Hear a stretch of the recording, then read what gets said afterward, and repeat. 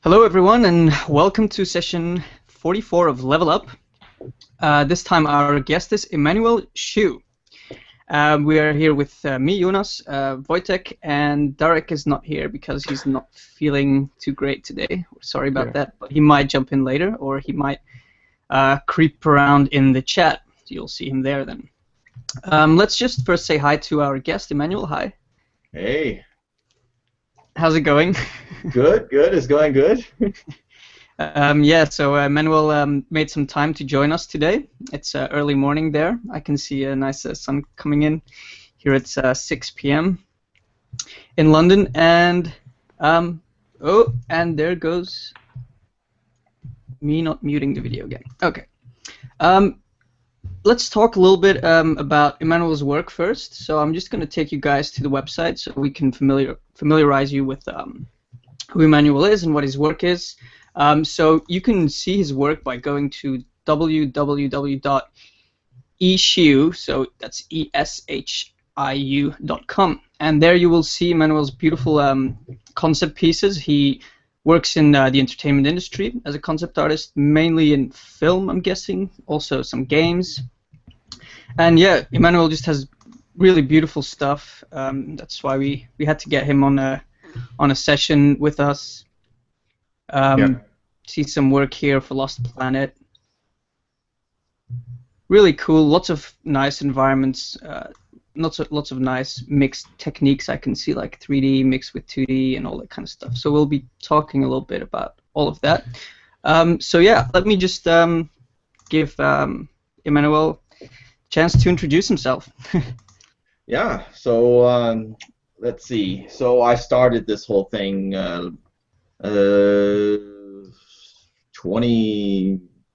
almost 20 years ago when I started photography. That's how I started. So I went to Art Center, and I started photography there. And in the middle of Art Center, I got into an accident. And I said after that, I was like, well, okay, I need a change. So I came up to Northern California, and then I changed my major to design. First, it was graphic design, then it was industrial design, and then architecture, and then I settled with the interior architecture, which had a lot of everything in it. So that's kind of how like my schooling went. And then the last term of school, I got a class. It's a like a 3D class, and I was kind of hooked. I really liked 3D, and I thought it was a really good way to show sort of architecture and designs, and it was a next step. So, and this was a long time ago. So we're talking really like 16, 17 years ago. And so my last term, I took this class, and then I got a job at a game place that was just starting up, and they came to my school and asked, hey, do you guys have any students that know the computer? So I went to this interview with floppy disks. Now, I don't even know if you know what floppy disk is. Of course. I know what floppy disks are. That's our era as well. Yeah. But yeah, I went to the interview with 3 floppy disks with images in there that I had. Basically I learned how to render stuff that night. I had a Mac. I had some software on it. I had no manual. I didn't really know how to use the rendering software, so I just kind of pressed buttons until something came out.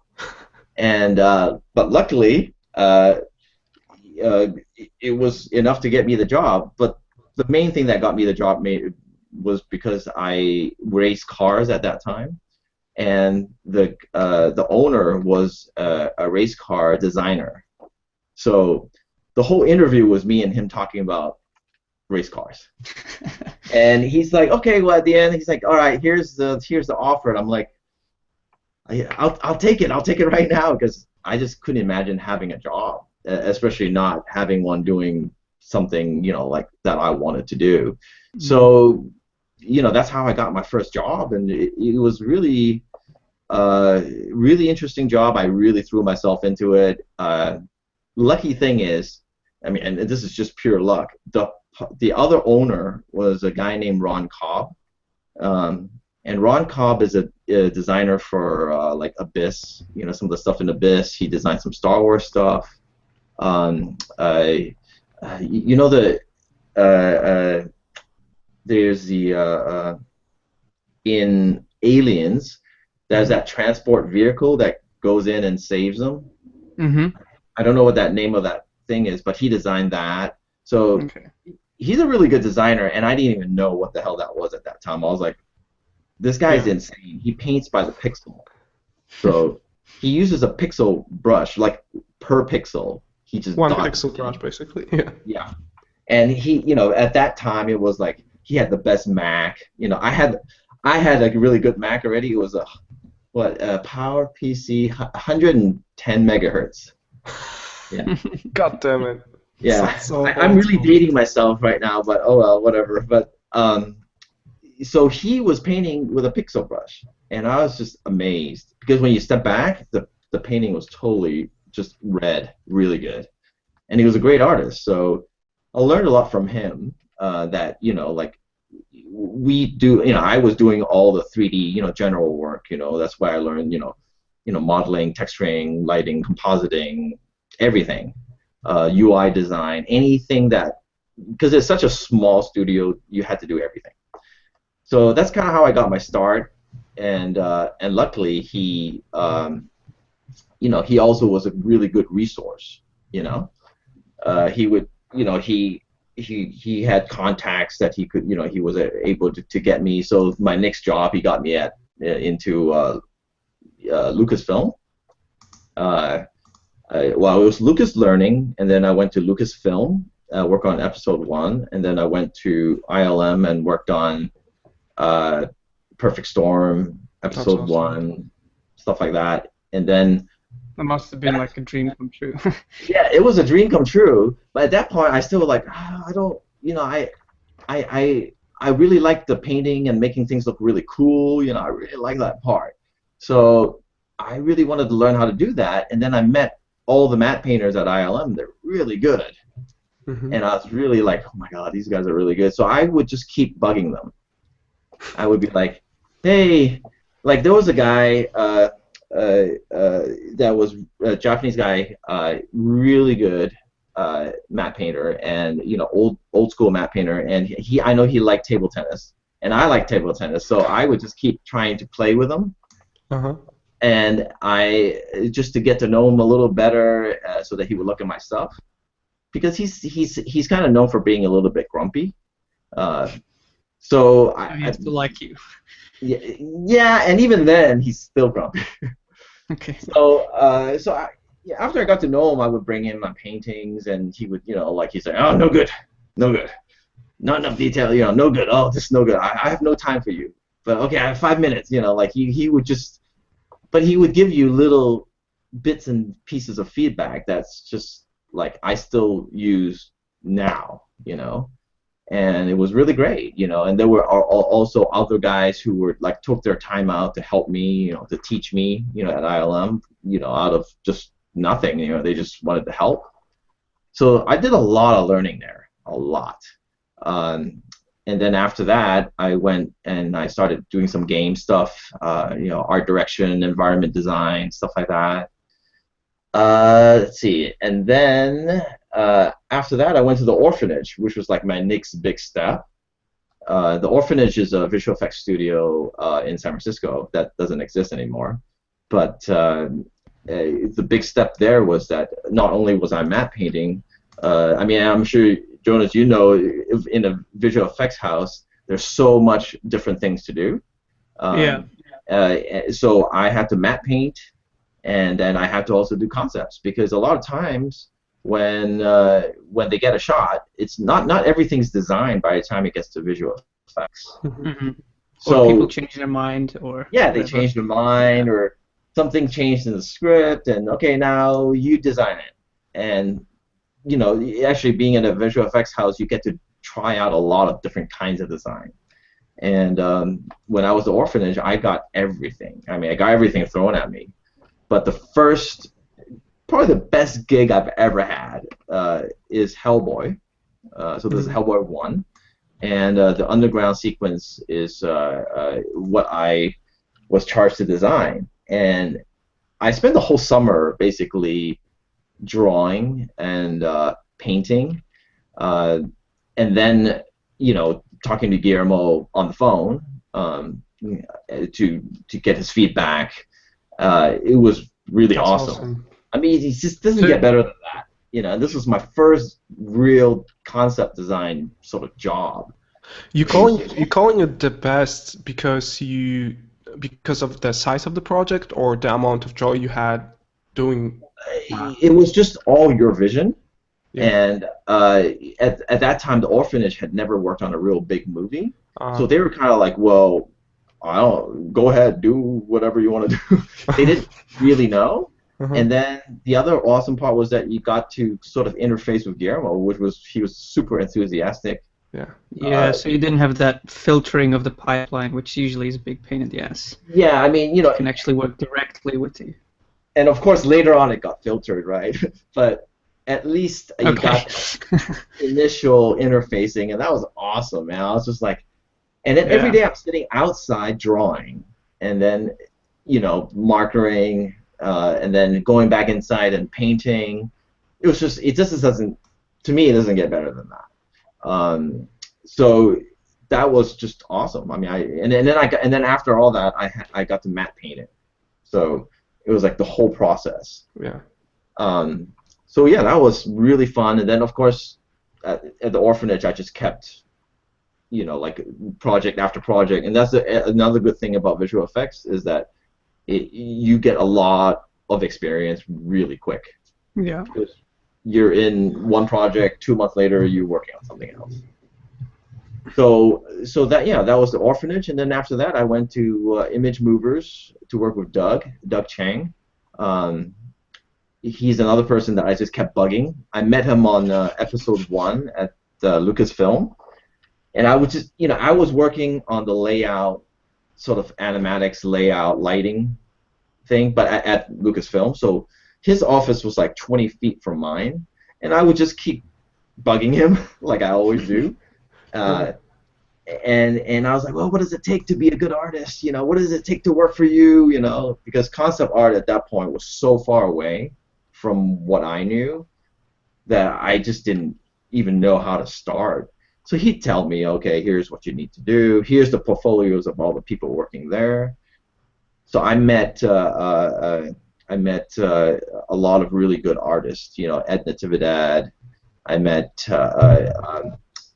George Hull. I met Mark Abana. I met a lot of really good artists that we became friends. So then I bugged him enough, and he goes, okay, come work with me at Image Movers on Christmas Carol. And so I was there until they closed, basically. And then after that, I was like, oh my God, okay, what am I going to do? No job. I'm a concept designer now. I guess it's time to go freelance. Yeah. That was Be poor. about 4 years ago. So I called George. I said, hey, man, I'm freelance now. How do I get a job? What do I do? What do I do, right? Yeah. I was like, oh, man, yeah, it's the scariest thing, especially when, it's like, it's not a stable job, no health insurance. What are you going to do? You got to get enough money. So he's like, all right, let me, here's how you do it. And he was good enough to, if he got swamped, he would forward me his contacts. He would recommend me for jobs, and kind of got me started that way. Really, a lot of it was because of him. But and things just started picking up. As you talk to one person and you do a decent job, they'll forward your stuff to other people, and it just kind of, it slowly starts. Yeah, it's a natural process, right? Yeah, but I mean, my big gigs, like Spider-Man, was basically from George. I mean, he was too busy. He forwarded my stuff to the production assistant designer, and the next thing you know, I'm on it for like half a year. And I hope people are not gonna think now that they just have to bug every famous artist all the time. Well, I mean, give me work. Yeah, but it's a bond you have to build with somebody. Yeah. And I think that there's a lot of people who are working who are willing to help if you have talent. Of course. Because it's, for me personally, when I get too swamped right now, I'll recommend people. I don't, as long as you're talented and I know you, Yeah, and exactly. I know you're not an asshole, why not? It's not going to hurt me. Same thing here. Exactly. Yeah, and that's how it works. You got to help each other out. You can't just hold it all for yourself. Yeah, that's exactly why we have Level Up, because we follow that spirit. Yeah, I mean, it's just there to help. And everybody needs a little help sometimes. Mm-hmm. That's true. But the relationships you are talking about here, they're mostly real life experience, right? They're not like people asking you online or something. The kind of relation you are creating with, for example, art director or your buddy from work is mainly the experience in the real life, right? It's much more stronger, even in terms of like being. Yeah, it's always, that's why I always say, I get asked a lot this question, whether should you go to art school or not? I get that all the time on emails and all that, or should I just go freelance and not even go work, and not go to like a formal workplace. And I'm always saying, meet people in real life as much as you can, at least. And especially starting out when you're at a studio, you meet a lot of people. Yeah. And those relationships will help you in the end, and you'll learn a lot from them as they will from you. So it's super important. But for me, most of it has been in real life. I've had, like my Craig Mullins story, where I emailed him so many times that, because I back then I had a painting I didn't know how to do, and I was part of the forum, the Sidrun forum, and I found his email and I just said, hey, I want to see, what you think. And I just kept emailing him and he wouldn't reply, and I kept emailing him and he wouldn't reply, and then I think I emailed him so many times that he just took, every time I emailed him I would have my painting attached. So then I think he finally just emailed me back, but he didn't say any words, he just painted over my painting. No. So you got well, that's good enough, right? But I got my answer because I know how to, I saw how to paint it, because back then it was an image of an underwater sort of city, and my thing didn't look like underwater at all. And I was like, I don't know how to do it. And so let's email the best painter ever, right? Why did I never think of that? So genius. Because for me, I'm really persistent. I mean, that's like at ILM, that's what happened. I would go talk to the best map painters. I would just go up there and say, hey, what's going on? And people are like, you talk to him? What? You're not supposed to do that. I just do that because I feel like you have to go after what you want, but don't be an ass about it. Like read people and see that, oh, okay, I'm bothering him, I shouldn't do that. But I'll go up until that point. That's what. Yeah, I feel like it's a natural drive you got, and ability to translate it to real life. Being kind, polite, but at the same time getting what you want is really important, because sometimes you can miss so many things flying right about your nose. So it's no harm to try. Like I had a student, about a year ago, and he just emailed me out of the blue on CG Hub, and that day I just happened to be bored, and I was on CG Hub, and I said, and this guy emailed me, and it's not like I get 500 emails a day, so I read it, and it sounded sincere.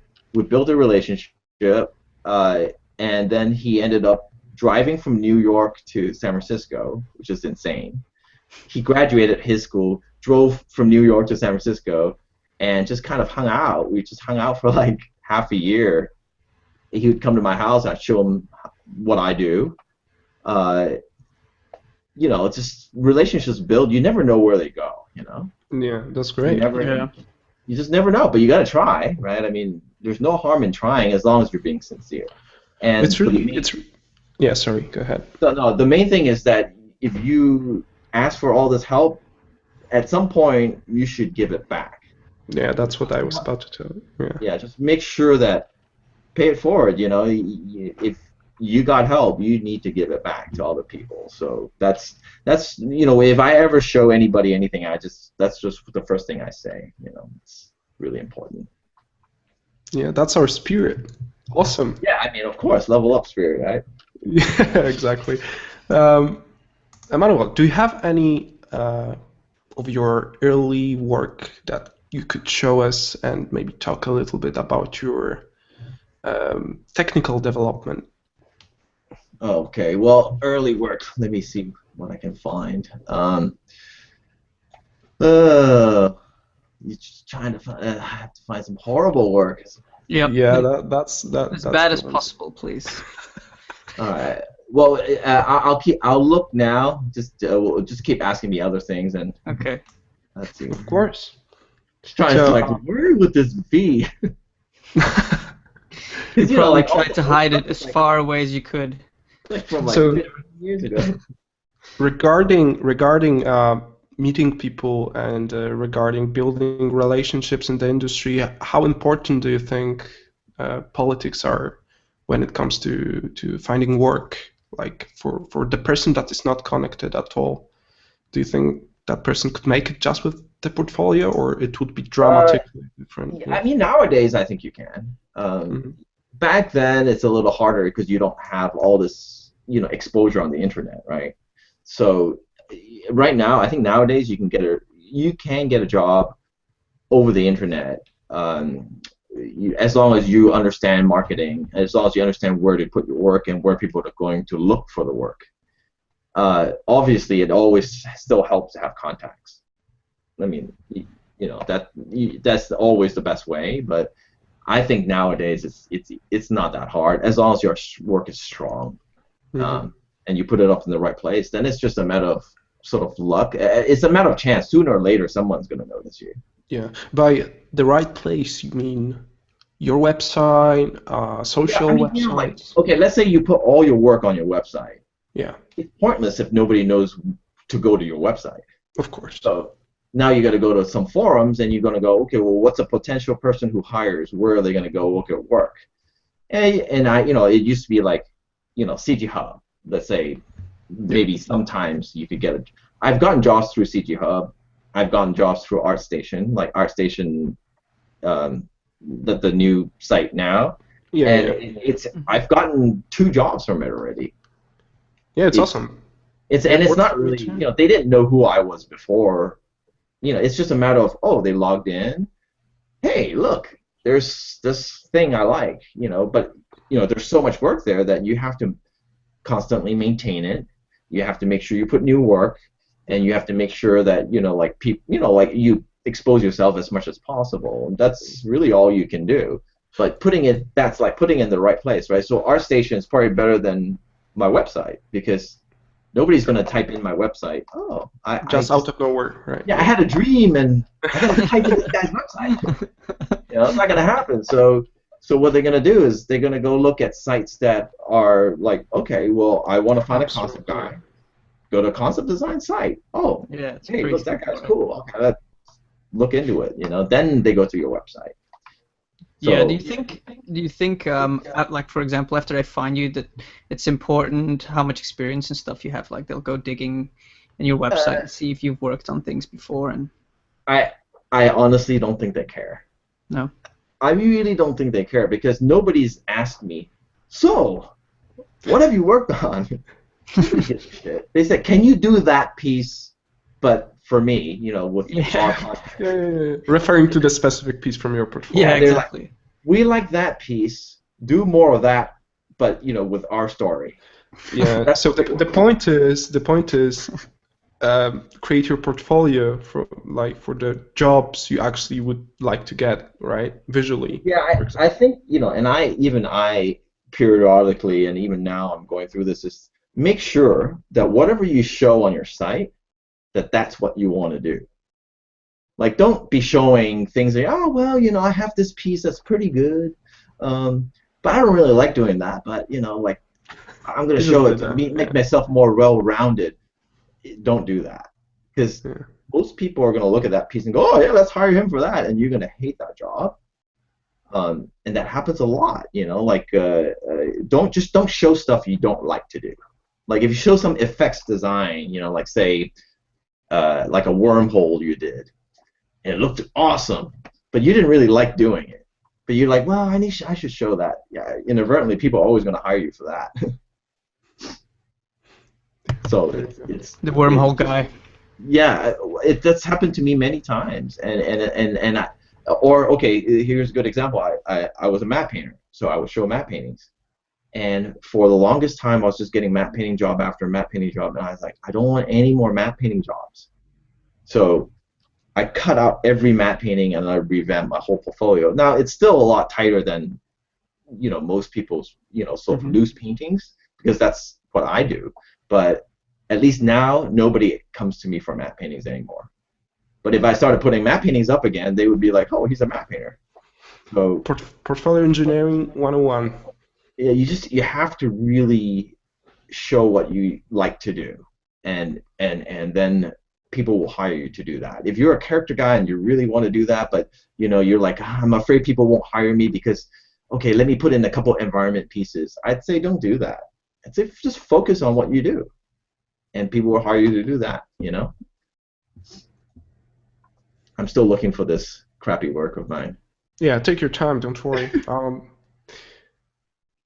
So going back to that early stages of one's development, what's the biggest mistake people make when they first start working in industry once they break in? Do you think there is such thing like one mistake that you could point out, actually, or any trend that you see people follow, and I don't know, maybe any things? Well, I think for me, my biggest thing is that you know, the way I see things right now is that people are really into a lot of paintings with speed, and I feel like that's really great, and it's got a lot of energy in it.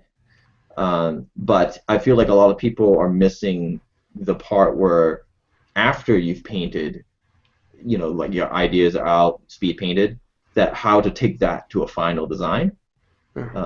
Because a lot of people are just seeing speed painting, speed painting, speed painting, speed painting, but then they're going, okay, we need to build a set from this. Yeah. So what's the design? Exactly. And a lot of people stop at the speed painting phase. So if I had anything that I would say would be great, it's to do the speed painting and then to explore that design, you know? Yeah. Use the speed painting as a tool to get the speed painting is supposed to generate ideas. It's supposed to be very energetic, you know, it's supposed to be really fun, you know, and creative. But then once you've got your ideas out, now you do have to take it to a finish, because most clients, they cannot look at a speed painting and go, yes, you know, I know what that is exactly. Because most of them, most of them, they're like, is this done? I get that a lot, and then they're like, there's no client who tells you to go looser. Every client tells you to go tighter. Yeah, so that's true. That is just a beginning phase, and I feel like, but a lot of times people stop there because it's the most fun stage to them. Yeah, but it's something that you don't get to do very often professionally, actually. I think people have to realize that it's more about developing a technique when you're doing speed painting than the actual value of the final result. Yeah. Because the final result has very little value a lot of times. I mean, it's got value enough. It depends on who's your client. Some clients, some of my clients are great. You know, they're like, oh, show me loose stuff because I can see it. They're artists, you know. Mm-hmm. And some of my clients are like, is this done? What? You know, they get offended, like, this is it?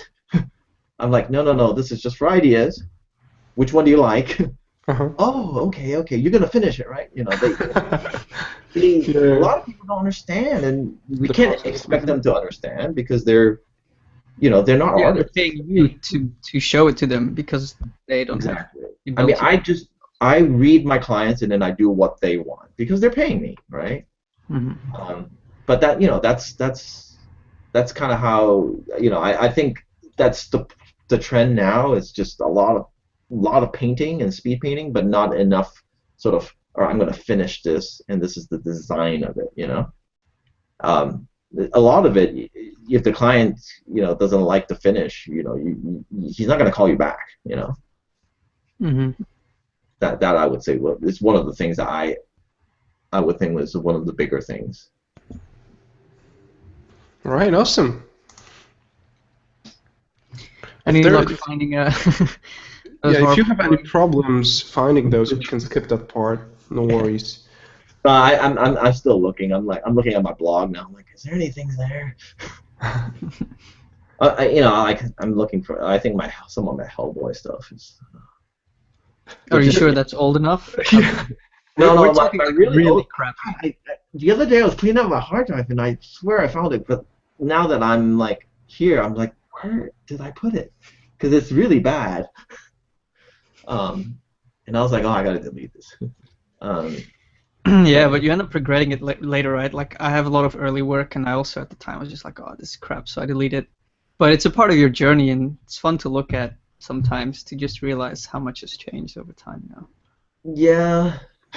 Because not only your not only your skill changes, but your taste changes as well, and you start to wonder like, why was I into that stuff? Why did I ever even make it? Yeah, and sometimes you can even rediscover the past, past you. Yeah, I mean, and Hellboy's been a lot of years. When did that come out? It's past 2000, right? Yeah. So I can look it up if you want. 2004? No, 5? 2004. So yeah, that work must be at least 10 years old. So probably older.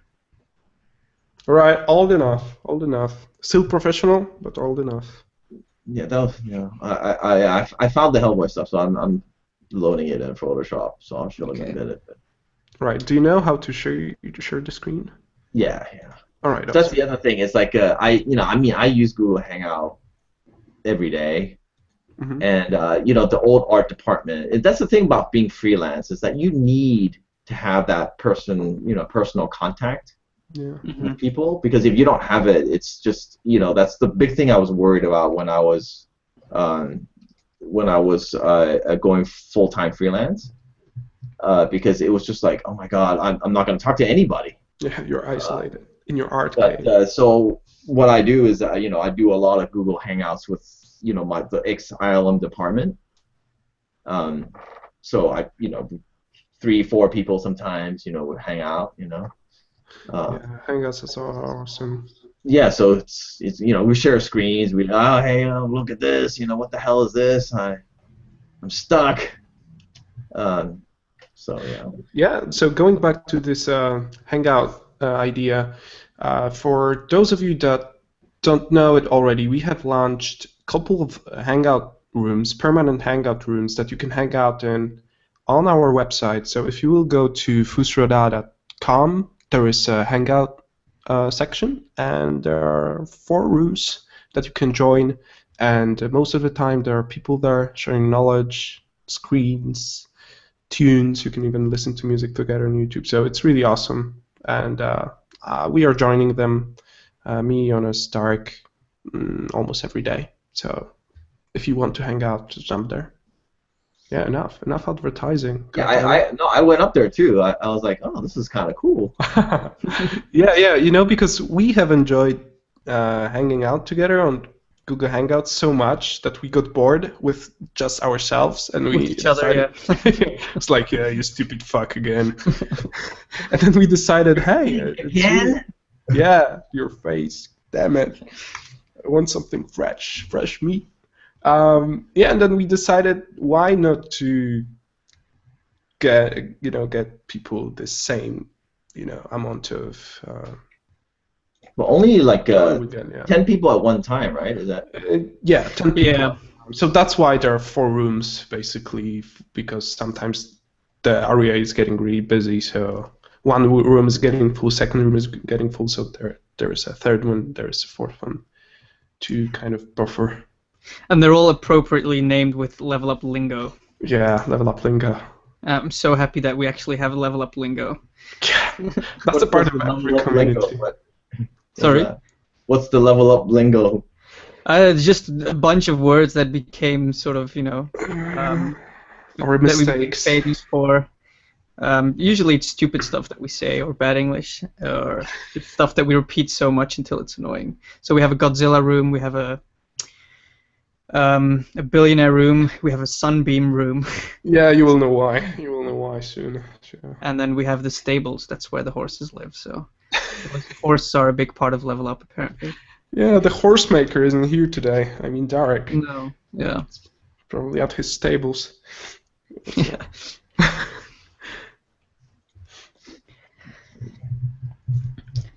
All right. Anytime you're ready. Yeah. Oh, okay. Oh god, that's a movie. I can't show that. Don't share any NDA stuff. Well, you can, but do it at your own risk. Oh, yeah. So is it okay? Let me. I'm just gonna. It looks like you have like 5 screens or something.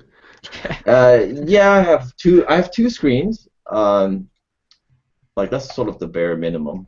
I feel like it's really hard not to.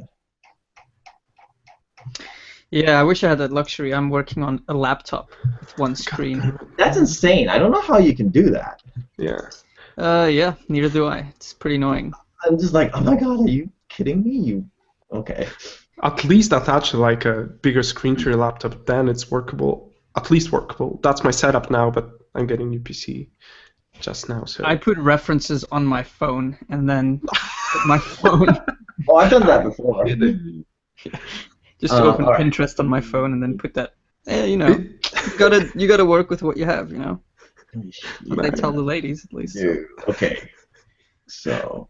Is your phone like one of these TV-sized screens or something? I used to think so. It's a Samsung Galaxy, and I used to think it was freaking massive. But now I've No, used man, to it. Galaxy is not massive. Well, I mean, phones used to be a lot smaller. So the first time I had it, it's like, wow, this is like a TV. Alright, man, we got some more. Good. Alright, Oh, so there we go. this is Hellboy. This Really? is Escher? No, Sorry? this is Escher. No, this is just me. This is me trying to be something. There was a lot of I drew maybe had to be more than 200 drawings. Wow. But this is a drawing that I scanned in and so it's digital, but it's like I had all these ideas. The ideas were there, Yeah. but the drawing wasn't. But it was enough to see, and Guillermo, thank God, could see what the hell I was talking about. Because even when I'm looking at it now, I'm like, what the? But it's pretty horrible. But it's the idea that's important. And for me, coming from an architecture background and a design background, it's like I can't draw very well. I think like a photographer. I think like a designer. So my sketchbook, I have many sketchbooks, but my sketchbook is full of drawings of ideas. Like, okay, here's this idea and that idea, and then I'm gonna like step through, like one of my processes on what I do. But I don't do like, oh, look at that beautiful drawing. That's not me. Mm-hmm. So sketching is more of a tool for you to figure stuff out before you actually. I'll sketch stuff in plan view, side view. I'll draw like a quick perspective. I'm always using the same perspective view because it's just a design view, and I'm really good at that. But you start changing the perspective around, I'm like, oh crap, I gotta plot this, and it doesn't serve my purpose because the idea I need to get it out quickly. So it's just sketch drawing is all I do, ideations, but I don't really do like, oh, let me go out and draw beautiful drawings of. No, I just don't do that. Because usually if I do that, then I'll take my camera and I'll shoot pictures because I'm also, a photographer. So I think that way, my first thing is to shoot the scene and not to draw the scene, Mm-hmm. So anyway, so here's the, just a drawing of, see, and I'm going to pull in this. I was designing the hammer. And that's like the drawing for the hammer that I look at. I'm like, oh my god, what the hell? But anyway, you forced me to do this. Yeah. No, yeah. I mean that's the Yeah. point. All right, so this is what I call the keyframe back then. Yeah. It's really painful to look at, but you know, it's a progression. You know, I didn't really have a lot of idea of depth, how to paint depth, and so it was a problem. But the ideas again was there of the space, but there was no real depth, and so you know, kind of was hard. This is a visual effects design thing for his horn, so that wasn't so bad. Okay. And then so this is, you know, another keyframe. And again, it's one of those things where it's just, you know, there's so much wrong with it, you know, but it's a start, you know. And this was the final keyframe before the matte painting. This is what Guillermo liked. And then the matte painting this is the actual matte painting that I did. So, you know, between the keyframe painting to now, this it took me it was about this is about 4 or 5 months later. And this painting, the reason I could paint this is all because of a really good matte painter named Mike Pangrazio. I don't know, you may or may not have heard of him, but he's a real old school paint on glass, you know, but he came to work on the Orphanage, and he basically taught me how to matte paint. But the skills, they can all translate into concept painting, because I find that nowadays that, you know, it's almost like mini matte painting sometimes that the client wants. Yeah. So it kind of helps. And then this painting was sort of the before, you know, this was my first stab at the environment. And I was like, it'd be cool like this, and you know, and then, you know, it kind of turned into this, and then that was, you know, of course in between there was a lot of drawings which I don't have, but you know, this is sort of the progression. But you know, when you look at this painting, there's just so much wrong with it. But still, it kind of looks to me like it almost looks like you're making progress in your skills in the same way as this work is progressing. You know, like there's a huge jump between the first work and then the second and then the last. Oh yeah, there's you know, definitely a lot of progression, but you know, it's kind of that's why I'm saying going to a studio is so good, because it's like if it wasn't being at the studio, I wouldn't have learned all this. There's no way you could freelance and get this. You know, there was Mike. You know, there were other concept people. You know, there were really good artists. You know, to learn from. You know, like I was at on Frankenstein at ILM, and I was in the trailers, right? So we had a bunch of trailers set up on Frankenstein. This is a show that didn't make it, but I was on the layout trailer. I would walk across, you know, like literally 5 feet across to the other trailer, and inside was Ryan Church, George Hall, Eric Tiemens, like all Ian McKay. Everybody was there, and you went to lunch every day with them. You talked to them, you showed them your stuff, and that's how you improve. I mean, there's just no other way, in my opinion. That's the fastest way. Let's put it that way. Yeah. So basically, going to the studio and working in a full-time studio is like the best education you can actually get. You know, you look at the guy, well, I can't imagine doing it like that. Great, okay, cool, you know, and you know, and then you're talking to them at lunch, you know, and they're telling you their experiences, and you know, because it's not just about doing art or doing concepts, it's also about how you think and how you are, you know, all that dictates the stuff that you do, you know, so it's really great, you know. That's why I always recommend go somewhere. Go to a studio you really, you know, like, you know, that you hold in high respect, and go there, you know, and try to make it there. For people starting out, you know. So okay, I'm going to show you some of the, I don't know if you call it recent work. See if Rich is going to be kind to me. So some of this, you know, like let's see, where should I start? Spider-Man. So did some stuff for Spider-Man. That's my first experience on really getting a set built, right? So they were saying, well, can you do like a lobby for the Oscorp building with this hologram thing? We need to build this set. So I turned this in, and he's like, okay, it looks great, but this thing would cost $1 million. We can't do that. So can you make it cost a lot less than that? And I'm like, how do you? Where's the button for that? Yeah, there's no so when you dissect it, what makes it cost a lot of money is that you can see through to the outside. A lot of green screen, no good. A lot of metals, nothing closed in. You got to make it a little bit more intimate. And okay, all right. So I do that, and then it finally ended up becoming this. It's a lot more closed in. Architecture is a lot simpler. And then when I watched the movie, this is pretty much what was built. So it's interesting to see how that progression happens.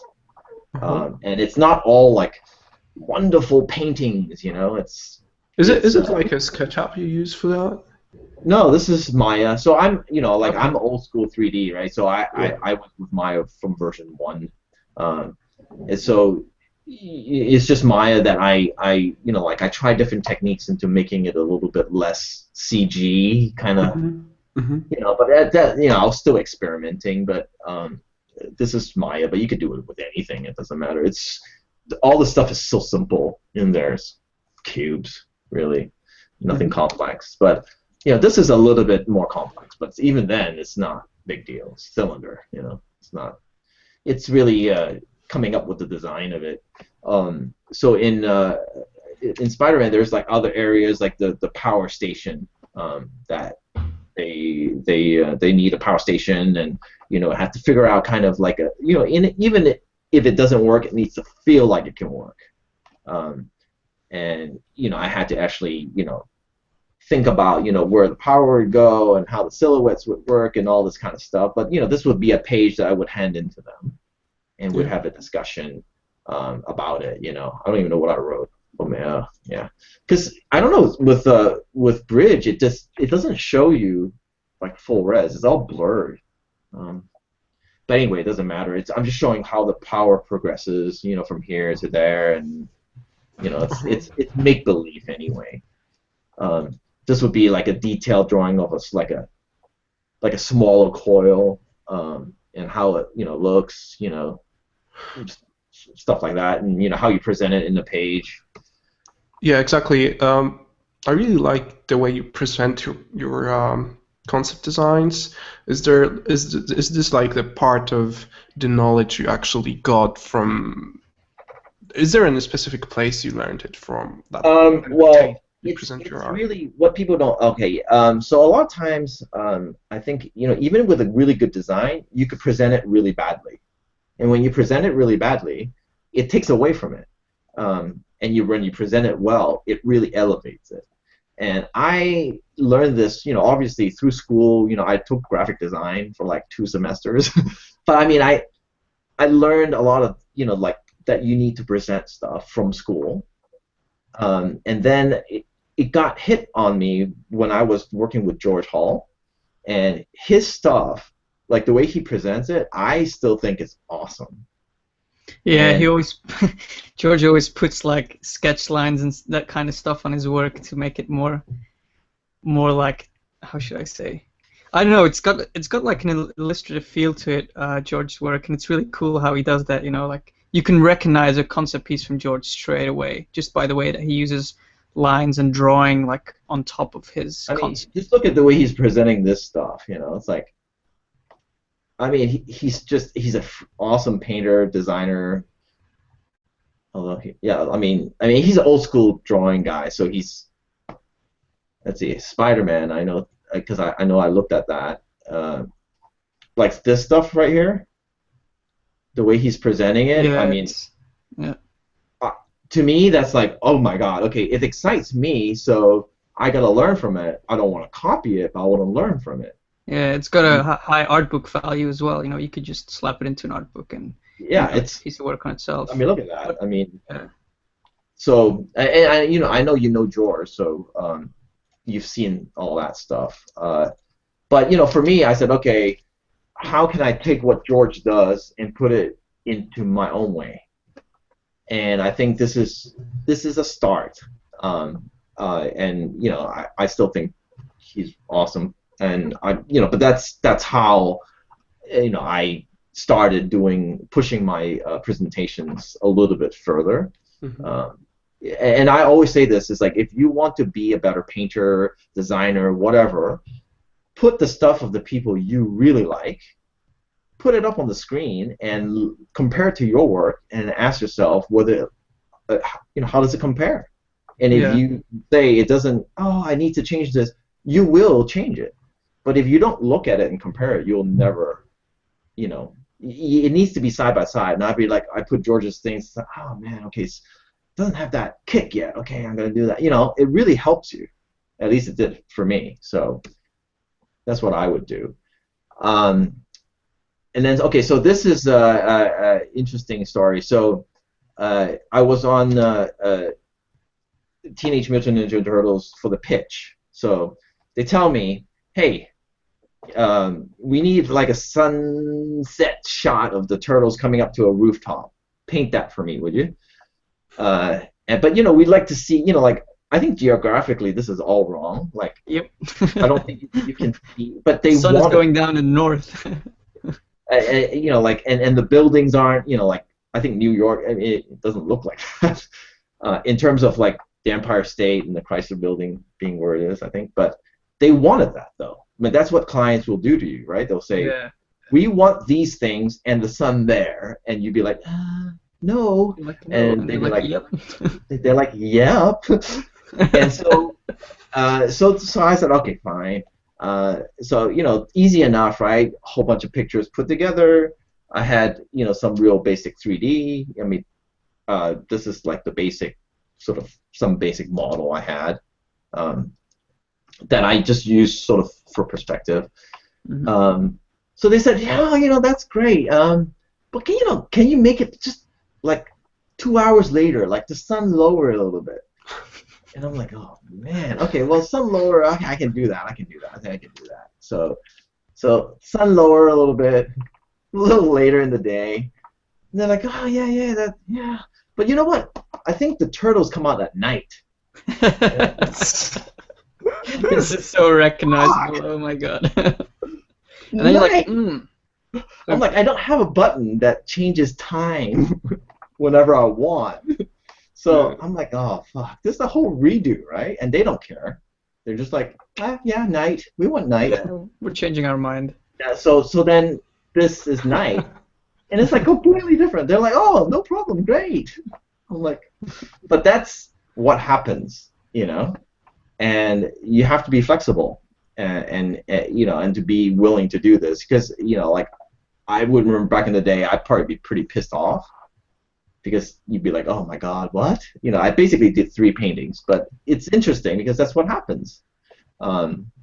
It's your job, right? They're paying you to work with variations. Yeah, exactly. Exactly. I mean, now I'm like, okay, well, no problem. I mean, it's gonna take time, so just so you know that. Yeah, exactly. And if you don't want to pay for it, that's on you. But How about Dawn, maybe? Yeah, and this is a lot. This is After Earth. Like they gave me a plate and they said, "Here's some of the architecture that we've been using. Follow it. What can you do?" And so then, you put it in your scene and you make a corridor, whatever. This is a very sort of a typical VFX kind of a concept design. So just as an example, and this is pretty recent. This is Star Citizen, and they said,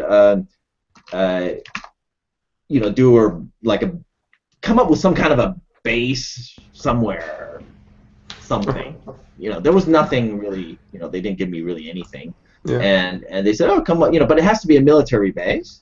It has to have big ships coming in, and there needs to be in areas for defending, and there needs to be residential areas and then airport areas and all that kind of stuff. So, basically what I do is like for this, I would sketch out stuff and then I go, okay, this, from a top view, this would be this, that would be that. military side here, all this, trying to think as much as I can, right? And then I'd be, it'd be nice to have like really long airport runways out there, visually it'd be cool. Smaller craft can land there, and then they can go in. There's a train that goes in underneath. That'd be cool. Okay, and then I would start doing, like my layout. I would talk to them while I'm doing my layout phase. So this is layout. This is what I painted on top of, basically. So from this came this.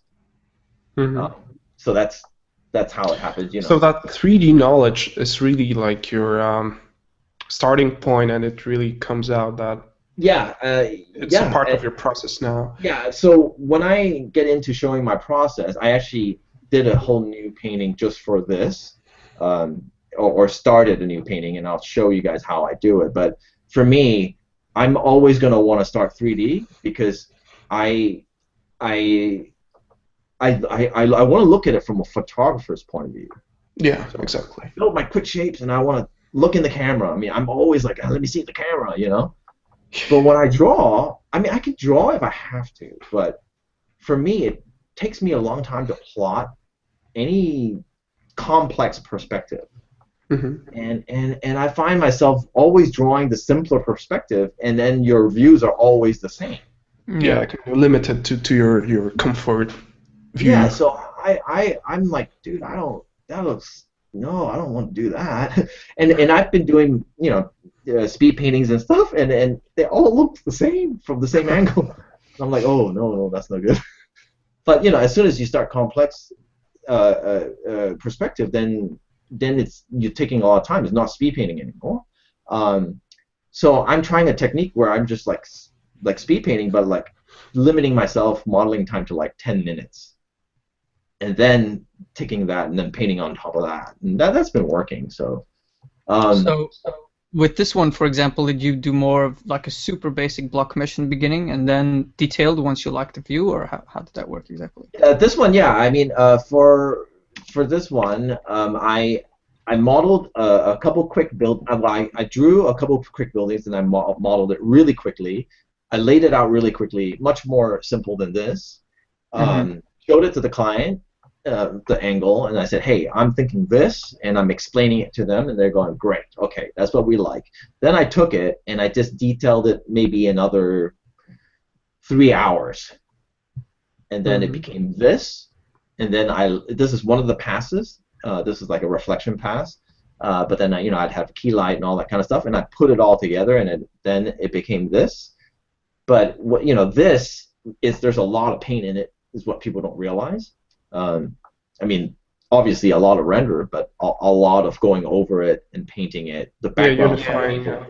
I'm putting the right values in the right place. Yeah, and just getting that value, just things to read. Same for this. This is the reverse view.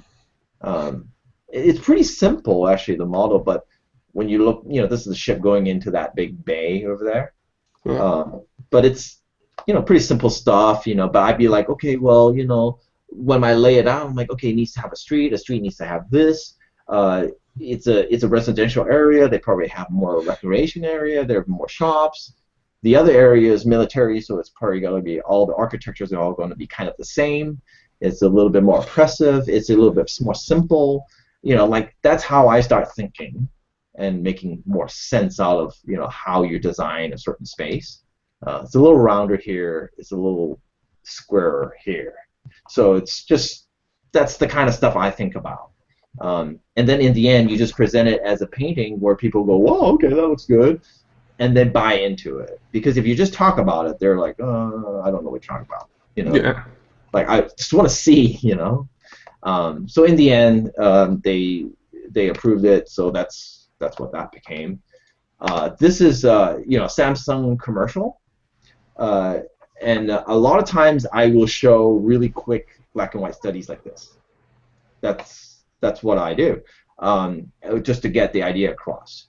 And so this goes for conversation. Oh, okay, we want an elevated stadium. We want blah blah blah. This is that, And then so in the end it became this. It's just incorporating all the notes. let's see, things like, this was really fast. I mean, they just, oh, we need a holo table. Come up with something cool, whatever. And I mean, 10 minutes, but then this made it to the movie. I was like, what? Yeah, This but is I a mean, good it's a simple design, but that doesn't mean it's bad, Sometimes Yeah, simple but designs there are the was best. no, I didn't work it out or anything because I was like, oh, at least if you like it, maybe I can work it out, right? No, that was it. Sometimes that's how it happens. Like, you do 10 minutes of something, that's done and it's in. So, whatever you turn in, you better make sure that you are happy with it. And sometimes you do a month of something and it. And well, inadvertently, you'll go back right to the beginning Yeah, of exactly. full circle. Yeah, many full circles. Maybe, yes. This is another example of just, like for a control room, control panel. I don't know if you remember, but there were 2 sort of control towers that Spider-Man swings around. And so in this, I had to kind of show graphically, like how you control each tower and just things, try to make sense out of things. And control panel, and then the control room. Cool. That actually Gwen is in trying to, do her thing, and Spider-Man's out there doing his thing. So, this is a very, designy kind of assignment, for Spider-Man. But a lot of it, you still have to paint it so that people are excited by it. Yeah. Even a control room. Yeah. Control room is, nothing. It's just a room with a bunch of panels, but or whatever has happened in there. But it has to feel like it's somewhere that's exciting, that's in a movie. So that's an assignment. Christmas Carol. This is. Yeah, I love this piece. It's really nice. Pretty much just 3D and then paint on top. But it's all about values and making people look at where you want them to look. That's really where I learned it all, because this is with Doug Chang, and he was keep pushing me, and then other artists there, which is so good, and they would be like, everybody would critique you. You get people who are like, from animation background. You got Eric Tiemens. I don't know if you guys know Eric Tiemens, but you got like all these super awesome guys that are looking at your work and giving you like a lot of feedback. And I'm always one that I love people to tell me, give me, I love feedback, because it's the only way you can improve, Yeah, that's so true. And being in a studio, it's just, if you're not open for the feedback, that's not the right place. Yeah, that's not good when you're not open for feedback. And you learn how to filter feedback. Of course. You got this feedback and you go, oh yeah, thank you, but yeah. Yeah. There's other feedback you're just like listening intently, like, oh my god, okay, oh my gosh, like pretty much anything that George says, I'm like, oh my god, I'm still like that, because he's a cool guy, and he's really humble, and he'll, he's really good at giving feedback, and I love it. So, I try to learn from that guy. More Christmas Carol stuff. This painting was insane. It was just like so much detail in there. It's just like everywhere there's something. Wow. And there's a hammock, back here, but it's just like it's filled of detail. I posted it on Facebook. I was like, nobody's gonna see this. They're like, what? Like every pot and pan was touched. But it was my learning days. Really, image movers. I learned a lot there. And how to understand a little bit more about color and just painting, just getting there and painting a little bit more. So I mean, that's sort of the bulk of my work, I think. I don't know if you guys want me to keep talking about that or go into some of the stuff I've been doing. It's very interesting. Definitely, I think it's good for people to see more production art, because we tend to focus a lot on just artsy art. But yeah, I mean, this is the real stuff that you need to do when you're working on films, for example. And yeah, because it's really nice. Yeah. I've listened to you guys like pretty much almost I think every time, and I'm like, wow, you guys got some really freaking good painters up there. I'm serious. I'm like, oh my god, I can't paint like that. But you know, it's like the thing is, I feel like you can paint really well and all that, but you know, how does that translate into work? Yeah, And getting Yeah, it's a huge pitfall. It's a huge pitfall. Yeah, because you know, you can, you know, like you can be the greatest artist, but you know, is that what work needs? Yeah, And is you know, that you need to production pay them. friendly? Yeah. Yeah, it would suck to be painting on your own time and then working as a waiter. You know, it's not what you love to do. You know, so would love to be able to put your your what you love to do into what you do every day and getting paid for it. You know, so you know that's kind of this is you know sort of a little bit of an overview of what I do. So I don't know if you want to see more or do you want to Well, if you have more, we would always love to see more, of course. I mean, it's really interesting to see definitely the different steps and stuff, and also sometimes the more simpler stuff, you know, that's a bit more diagrammatic. It's good as well. I've noticed that people who recruit you really look for that. For example, I work at MPC now, and I was hired as a freelancer about a year ago, and my art director, he was like, yeah, can you send me your work? And I sent my personal work, the stuff that I do for myself, that I like doing, the stuff that's out, you know, on the internet. And he was like, yeah, that's great, but you know, I'm not interested in what you do in your bedroom. I want to see some production art, whatever you have. So I sent him all this stuff that I have never put online, you know, like designs for actually some stuff that you worked on Cloud Atlas as well, didn't you? Mm-hmm. So, yeah, there's a bunch of stuff that I did for Cloud Atlas, and stuff that I really, you know, wasn't too proud of, but the idea was there, you know, even though it wasn't presented well, it wasn't presented bad, but you know, it's not like the amazing stuff, this beautiful pieces that everyone wants to make, you know. It's just stuff that needs to happen. But my director was like, yeah, that's what we need, you know. We need to be able to see that you can tackle, you know, that you can solve different problems. If I ask you to design something, well, yeah. I mean, a good example is I was talking to a production designer, and he came straight out and said, hey, look, so I need to know that you can do near future, not completely crazy futuristic, near future, and I need to know that you can use 3D. Yeah. Like, I'm getting requests from PDs now that make sure you know 3D, because they want the asset. They want the asset. They want to be able to exchange assets with you. So there's a, you know, like, you know, giving them like really beautifully brushworky paintings. I don't know. Some people like that, and some people don't. I mean, it just depends. But for production, it's always going to be the more finished paintings. Unfortunately, I mean, I love the brushworky stuff, but it's only for a beginning phase, you know. Yeah, it's more the love of art, also. Yeah.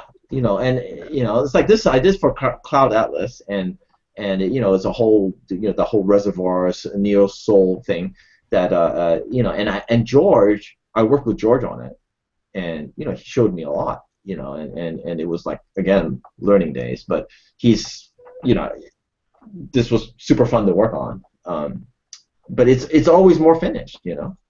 Let's see here. You know, Christmas Carol. I mean, Doug really likes finished work, so all Christmas Carol stuff is yeah, it's got a matte painting finish to it. Yeah, it's all, but you know, the movie looks like that. Like, if you pick out a frame from that scene, it'll look like this, because that's what Doug wanted. He wanted one for one. He wanted that when he took this to Bob Zemeckis and said, here's the concept, that Bob Zemeckis is going to see the finished film. Like, it's not gonna, it's a roadmap, right? There's, like, this scene looks exactly like that in the movie. Like, and that's why it took us so long to do this. Like, this scene was crazy. I mean, you know, it's like you're painting every, you know, little thing there. It's insane. You know, like you're using 3D and you're painting on top. People just look at it and go, oh, it's 3D. No, it's a lot more than that. Yeah, it's pretty much every skill you have thrown into one image, right? Yeah, and they're it's just 3D. No! I don't know any program that's like that. Oh, here's more Hellboy stuff. I think the cool thing about doing the work that's more like pixel fucking, where you have to go really, you know, using a lot of photos and get very polished, it might feel a bit more tedious than maybe some earlier, rougher stuff. But the cool thing is that, like you said, it's much closer to the final result, and you can actually a lot of times to put your concept next to the final frame, and it'll be pretty accurate. Yeah.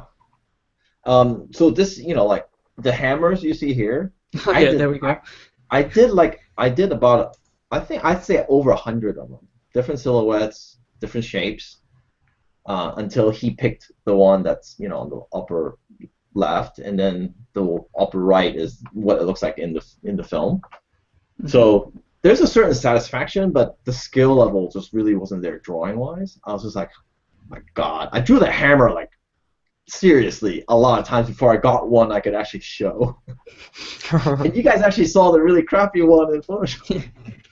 Yeah, but this goes to show again that it's a collaborative effort, and that your ideas are more important than someone else can help you in figuring out, the smaller details to make it. Yeah, but it's okay. You got to use what you can use to help you. Yeah. So whatever way that is. But I get, I can look at these and understand what I was thinking. Mm-hmm. But I think a lot of people, especially clients, would look at this and go, "You're fired." Like you got to be really careful who you show this to, because you don't want to confuse your client. Yeah. I mean, I always look at my client and go, okay, he is not ready, or he's not able to look at my drawing, so I'm gonna have to give it to him in a way he can understand. You have to be very aware of that. I mean, and especially for me, because I've shown stuff like this to clients and they're like, what is this? You're like, oh, it's, you explain it and they go, I don't see that. I don't like it. That's the first thing. If they don't understand, they'll say they don't like it. Mm-hmm. So the trick is to show versions, and also the trick is to show it in a way where you can at least have your best foot forward, so that they can look at it and go, I understand it, and I can actually make a good choice. You know what I mean?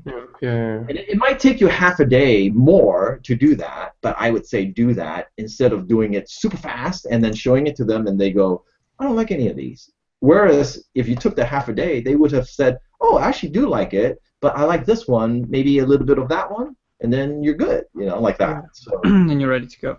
But so tell me, how do you gauge what kind of client you're dealing with? Like, how do you gauge if you're dealing with someone who has a lot of imagination or someone who really needs to see it very polished in order to understand it? Well, the first thing is my first conversation with them is like I usually talk to them and see what their background is. They'll usually tell you what they want. So I recently did something for Certain Affinity, and the art director there was like, dude, I love art, I can understand this, I'd like you to work on this, and you already know the vibe, like, hey, I should show this guy versions, he gets it.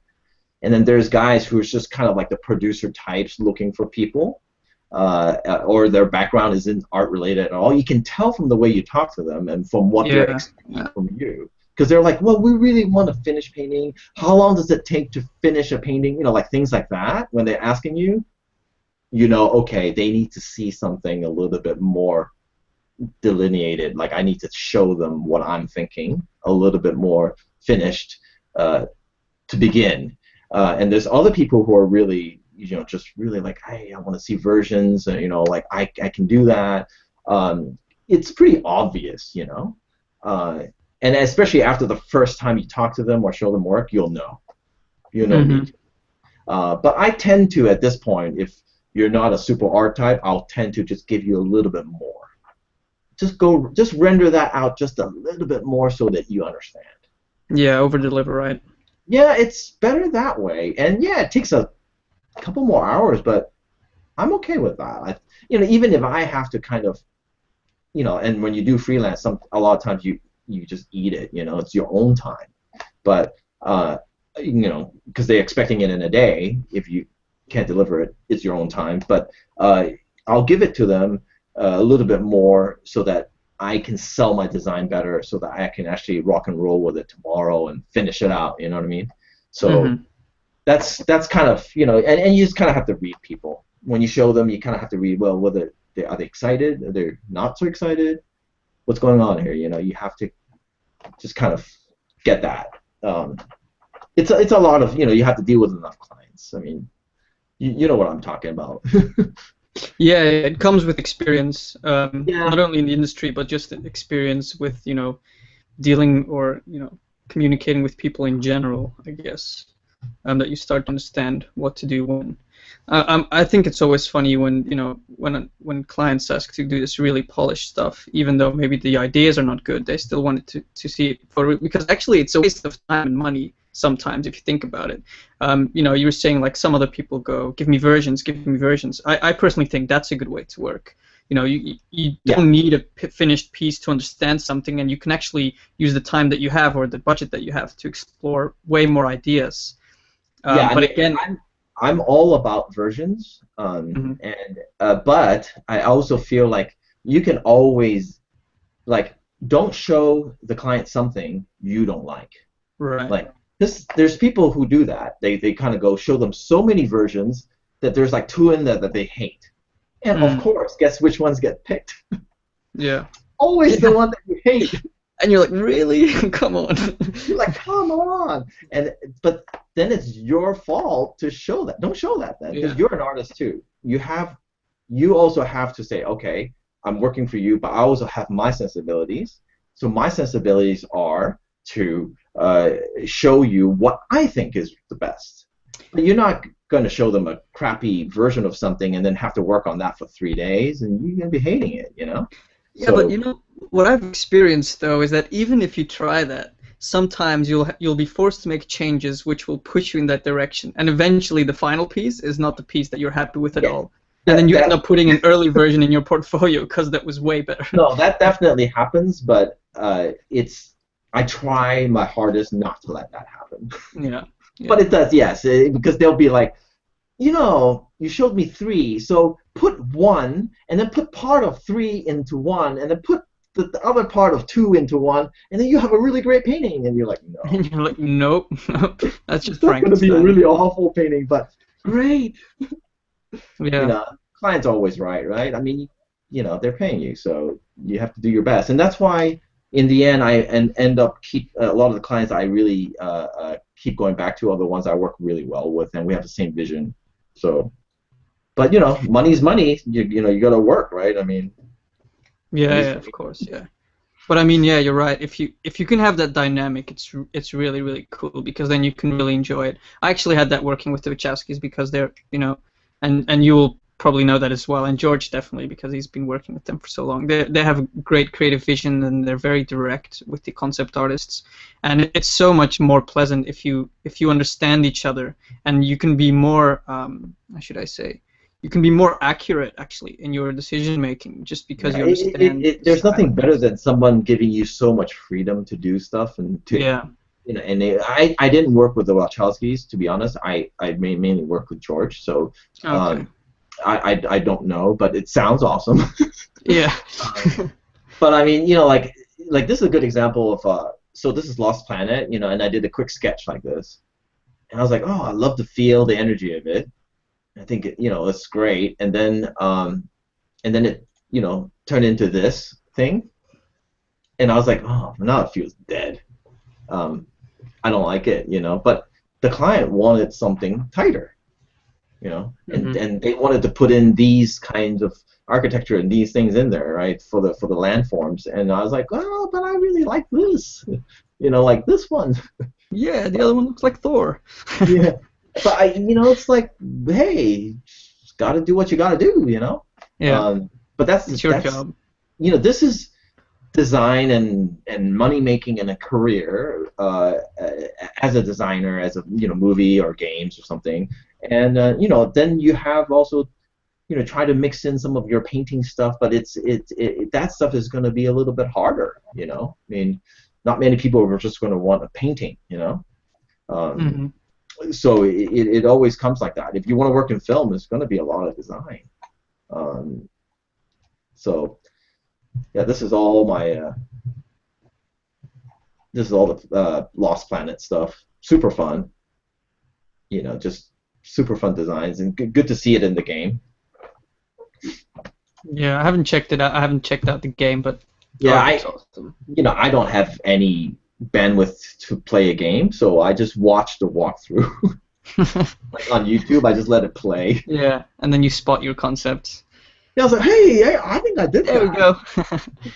Yeah. What the hell? Yeah. So. But that's hugely gratifying, right? To actually see your ideas in motion. I mean, that's the most awesome part of being a concept Yeah, artist. it is. It is. I mean, I have to say, it was gratifying, at least recently, seeing Spider-Man and seeing the set, because I haven't, personally, I haven't done anything that I'm like, oh, here's your set. Most of it is like CG. Mm-hmm. And then this is an actual physical set that they built. They sent me some pictures, and it was awesome. I was like, oh my God, they actually built that thing? So it's kind of cool to see that. I wish I would have flown to New York to actually see the set. I didn't even know you could do that until now. Well, sometimes I guess it depends on the production. Yeah, you can request to do it, and Yeah. they usually don't mind. Yeah. But like this is a very typical. So this is After Earth, and they shot in Moab. And then the last 2 weeks of production, they're like, it looks too much like Moab. No Can shit, you make it alien looking? I'm like, my God, are you kidding me? So then you try to do something quick. I mean, this is literally probably an hour, 2 hours, and you're just like, okay. And then the director, M. Night Shyamalan something, whatever his last name is, he's okay, I approve it. Then that's that. But I mean, I get a lot of these, or this is the After Earths. This is a scene in the movie, and they needed help with the buildings, so they wanted me just to come up with ideas for like different buildings. Mm-hmm. So just come up with ideas, and then okay, I like this one, and that one. Put those in. Yeah. But that's all. I was doing this for the post-production house, so it was really to help them. So there's many facets to concept design that I don't know that people really realize. But there's the pre-production and post-production side. Yeah, a lot of people think that concept design is mostly a pre-production thing, like because it's concept, so you're coming up with ideas. But actually, concept artists have to do work all the way from the very beginning, the pitch, even before there's a studio or a budget, all the way until the end. I mean, for Guardians of the Galaxy, we were still doing concepts, I think, a month before the movie came out, because just stuff at the end changed and quickly needed to be designed, passed to assets and modeled and textured. Yeah, I mean, that was this a month before the movie came out. Yeah. What the hell? Shouldn't you have thought of that? But that happens a lot, and you need to be able to go quickly. Yeah, you need to be flexible and be able to adjust to the needs, and understand which part of production you're in. Again, it's also with like this can help you in choosing whether you're going for a finished look or a more sketchy look. In the beginning, you always have a lot more flexibility and freedom to go crazy with ideas. There's no budget limitations yet, but at the end, you have to be more sensible about what you do. If there's little time, you have to know that there's restrictions in how crazy you can go. There's restrictions in how it should look, and all those kind of things. Yeah, costs. That whole like $1 million set that it's like you got to understand that you can't do that. Just a lot of stuff. But that's the thing is like when I listen to the Level Up sessions and that in the past, sometimes I wonder. Are there people listening? Do they want to get a job in the film and games industry? Do they want to do more illustrations? Jobs? Book covers and stuff. Like what is the demographic? Sometimes I wonder because this road for film and games is very specific. Mm-hmm. And there's a way you need to show stuff to get a job. You could be the best painter on earth, and you could be not working. And vice versa as well, right? What do you mean vice versa? Well, I mean, like some people, maybe they're not the best painters, but they have really good ideas and they're able to present them. Yeah. I'd say that's probably easier to get a job in the film and game industry, to be someone who can express the ideas through whatever way they can. It's the end image that makes the difference. Yeah. The problem is, for the painter, a lot of times they're into the painting, And it's not about, well, what's, I put a spaceship in there, but have you really thought about what it looks like, or the environment, or what happens here, So I think if you really want a job in the industry, you need to really start looking at what's required and picking up those skills. I mean, you certainly could pick it up on your own, but I think there's a structure to it, because being a to design something, it does take a certain amount of design thinking. And school helps, school helps with that, luckily I got something out of it. I mean, I wasn't the best student, but I got something out of it. Yeah, you always get something out of it, whatever. Yeah, you I mean, put a lot I of time wish and I effort was a into. better student, man. That's right. For those of you going to school, please don't waste it. Not like me. They're going like, yeah, whatever, and then in 10 years they'll say the same thing. Yeah, I'm gonna go party tonight, man. Because that's me. I would go into class like, oh my god, I'm tired. Like, why am I here? And then, like now I'm like, oh man, I wish I would have paid attention to color theory class. Damn it. Yeah. But it is what it is, and you learn from it. So. That's why we have Level Up. You can watch Level Up with The Hangover and still learn color theory. So. Yeah, and you can watch it over and over again. Yeah. Yeah. Definitely the color theory episode, very good because it's in good English. By I watched that. That was Wojtek and Darek were starting out. Yeah, did Wojtek leave? I don't know. I'm not sure. I haven't heard him. Yeah, he's been completely silent. But anyway, yeah. So let me. You want me to? I did a scene. Do you want me to show that? Yeah, sure. Let's have a look at it. Let's see here. Let's get rid of this gross stuff. Horrible. Oh, come on. Yeah, but when you look back, it's pretty scary, But it's always like that. I mean, and I think that's also one of the frustrating things about working in the industry is that because of NDAs, there's always a 1 to 2 hour gap between when you're actually able to release the work, when you did the work. Hello, welcome back. God damn it! I was talking to all of you, and I was wondering why can't you let me speak for a while? And it turned. I was like asking questions, silence, no answer. Like, God damn it! What's happening? I don't know. Something broke. We lost you for a minute. Yeah, it's all good now. All right.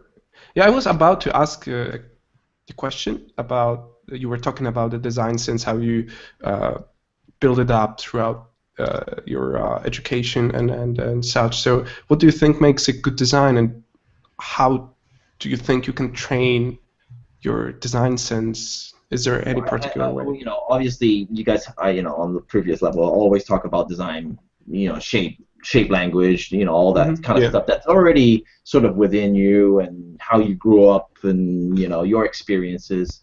So certain designs, that's what makes us all a little different. But I'd say that, like learning, what's important about design is to be able to solve a problem. And that problem really depends on what the problem is. So, but the cool thing about design school is that, you're presented with a problem and you're taught how to solve it. That's the part that I think is really crucial to learning, because, if you're given, say, a good example, please design a sleep chamber, futuristic sleep chamber, cryo chamber, something. So you have to break it down and say, well, okay, what needs to happen in the sleep chamber? Okay, you need to breathe. You can't. I'm personally, I understand a lot more of these things because I'm disabled because of the accident. So I understand that you get pressure sores at any time you touch something. So that means in this cryo chamber, maybe it's in fluid because you don't touch anything. And when you're, you have to start breaking down what your problem is, and you have to start solving it. And then when you start solving it, your designs become what it is because forms follows function, right? So if you're in water, then it needs to contain water. Then that's usually the designs that feel the best. Yeah, that's very interesting because it's something that's completely away from just the technical skill of painting and rendering, because you actually have to know what's there. If you look around in the real world, everything looks, like it makes sense, because it does, because it works, and because the first thing was to think about what is it. So, and therefore the shape follows the function, like you're saying. Yeah, and it's really important. Anytime that you get stuck or I get stuck, I just go back and look at reality and go back to thinking about, well, because you can paint something that, the most awesome painting on earth, but how's that going to help the film, production designer or the game designer guys? It may or may not. Or you may stumble into a really cool design just out of luck. Or because I think a lot of speed painting is hit or miss. And they're always beautiful, but it's hit or miss in terms of design. So it just depends. You hide bad design by. Yeah, I mean, and this is a really good example of when I was in a watercolor class. I was like, oh my god, this work is so terrible, so hard to use. I can't do this. And then I was painting this sunset thing. And I messed up on the left side, and then the teacher came over and said, "You know what we do? We paint a really bright sunset on the right side just to hide everything else, so you don't get to see your fuck up." And I'm like, "Oh my god, that's terrible." But it's just funny, how a lot of speed painting is just beautiful lighting, hiding a lot of really nothing. And it would be nice to think something beforehand, like, what am I trying to achieve here? Okay, it's a castle. Well, whose castle is it? What is it? There's so many different castles. I mean, is it a defense kind of castle? Is it just a beautiful castle? Is it, is it a princess? Come up with something, and then design around that, and you can still go really fast and have a lot of fun, But I think sometimes you get restricted by the photos you use, or just things like that, that just stop you from really thinking about and going outside of your own box and thinking about what this is. You know what I mean? Yeah. And you just focus on rendering and values and to make it read, but actually your design is completely limited. And that's a great skill to have. I mean, you gotta make stuff read, but now you gotta add the substance. You gotta do more. Yeah. I mean, I guess it's about being aware of the purpose of your piece. Because sometimes, definitely in pitch work and stuff, you can. In pitch, every design that you do in pitch work is not going to make it into the final film, so you actually have the chance to focus more on mood and lighting and atmosphere, and that's where these things come in very handy. But at some point, you have to make decisions about everything, because in film, everything has to be a physical thing. So if you don't think of it, someone else is gonna have to do it for you, and that already happens enough. I think that we leave problems up to other people. So it's really important to make design decisions that are clear and visual, even if the, how should I say, the artistic value of the painting suffers, but the portraying of what it is more clear, then that's actually a good sacrifice to make. Yeah, and I think that to become a good film and game sort of artist, concept artist, you still need to really energetic, lively speed paintings, but just be able to take that the step further. That's all that's needed, Like, after that, just put the thought and then render and design and render, like all that. Did you say put the thought or put the fog? Yeah, put the fog too. Always foggy. Yeah, I heard fog as well. With this Concept art. No, not fog. Where's this bloody fog always coming from? Concept art Always fog. so foggy. Yeah, so It's everywhere. But anyway, I think it's really important for people to know that. I think it's crucial, and it'll help you get a job. I mean, the thinking part is just I can't put strong enough, emphasis on that, because I went to interview at ILM with a guy there a long time ago, and he was showing me. He said, "Hey, here, look, this is what I'm doing, and this is what you'll be doing if you get hired here as a ILM art department artist." And I said, "Oh," and he goes, "Well, here's Optimus Prime. Yeah, nice design, right? Okay. I get to do the left side of his face where they didn't design that. And I'm like, oh shit, that doesn't sound very fun. There's a lot of, like, my point is just to, like, really try to design and put thought into stuff so that, you don't drive people crazy to have to design the other part, because a lot of people are just, they just, I just want to have fun. And they don't realize that, that still needs to be realized, that design. Because I look at a lot of designs now, I'm like, well, how's someone going to build that? Even in CG, how's someone going to build that? You need a really good designer, modeler guy to even understand that, So I always try to be a little bit more like cognizant of that, and then that's why nowadays, especially that one production designer that I was talking to, he's like, you need to know 3D. If you don't, we can't hire you because we're going to pass 3D models back and forth, and that's going to be the base. And if you can't do that, we're not going to hire you. So that's more and more now. They're telling me you need to know this. There's no like, do you know? No, it's if you don't know, we can't hire you.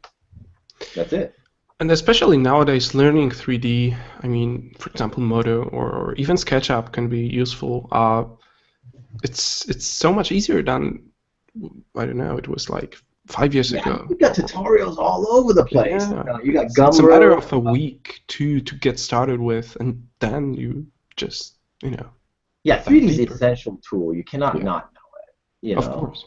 And I don't care what package, it's really all the same. It's a polygon's a polygon, a light is a light. You only need certain things. Like seriously, I could buddy Maya in 2 days, and you could be working, because the truth is, you only need to know certain things. You don't need to know everything. It's like topology. Like, as a concept artist, you don't really have to worry about topology. You can bash everything together, and as long as you get a good image out of it, you have to sort of filter that huge amount of intimidating information of a 3D package and just learn like what you need as a concept artist, and just learn to work with that.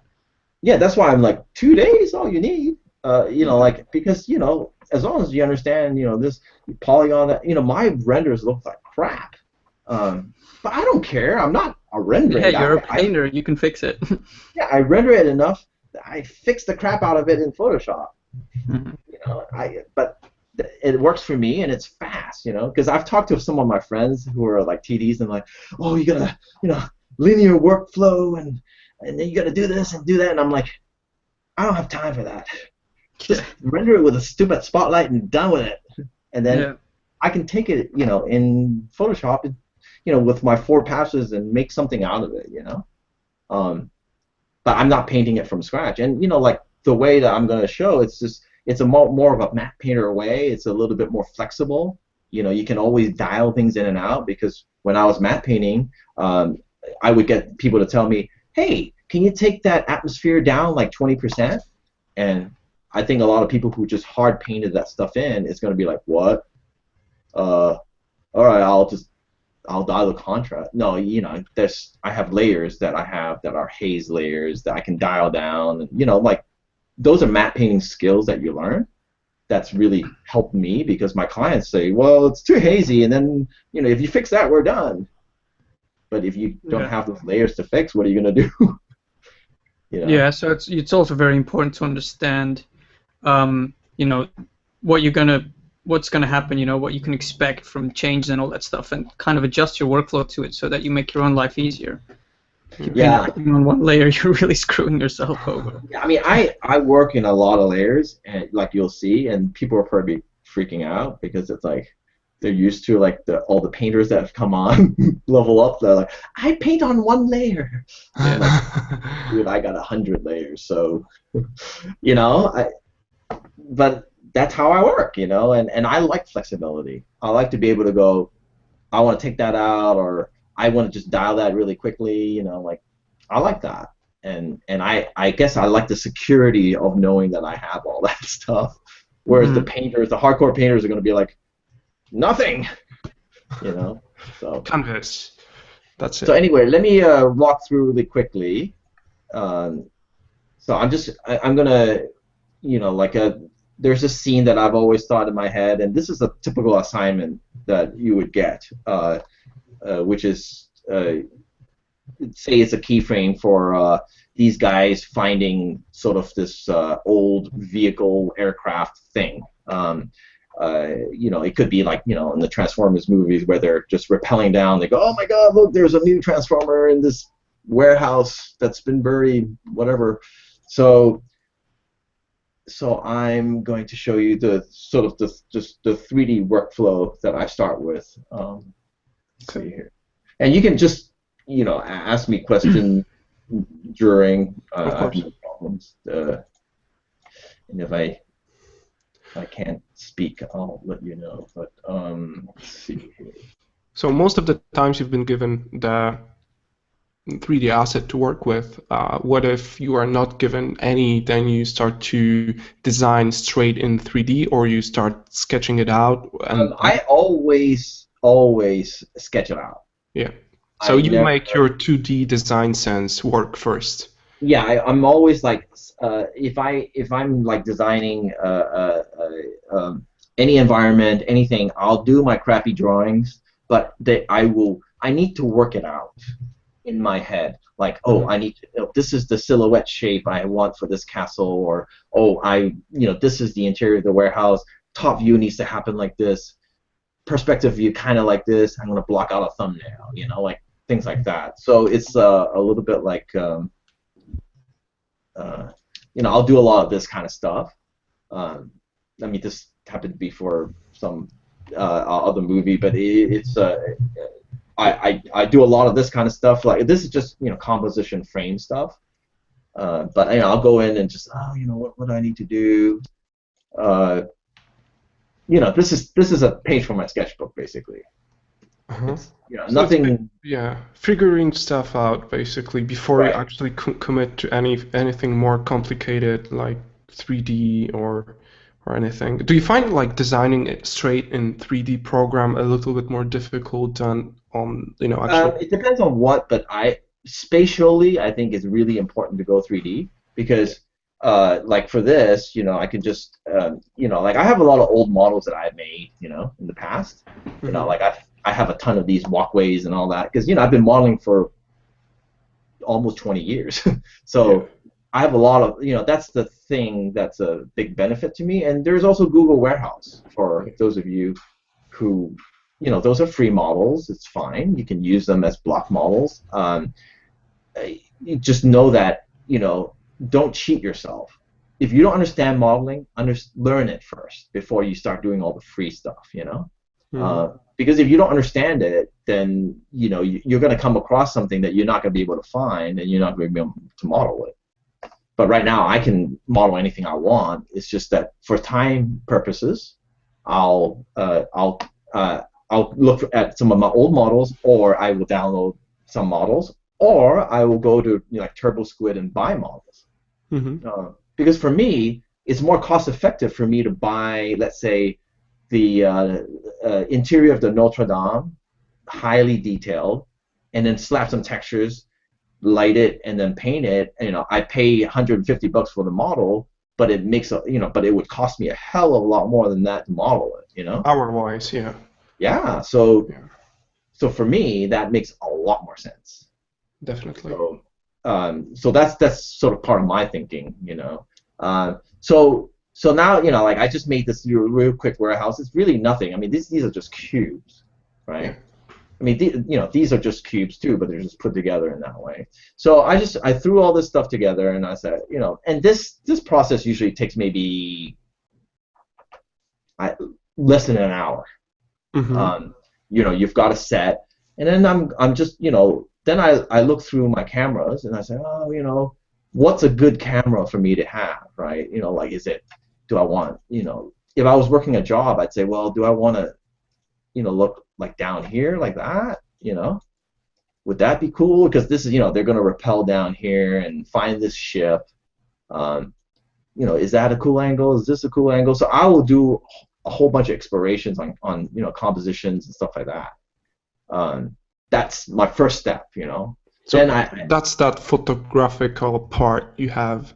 Yeah, I mean, I need to look, and then I need to change my lens and go, okay, maybe I'm far away zooming in, with like an 80 millimeter lens, that's so now you've got an 80 millimeter, it flattens out your perspective, and you go, oh no, that looks like crap. So okay, no, I'm not going to do that.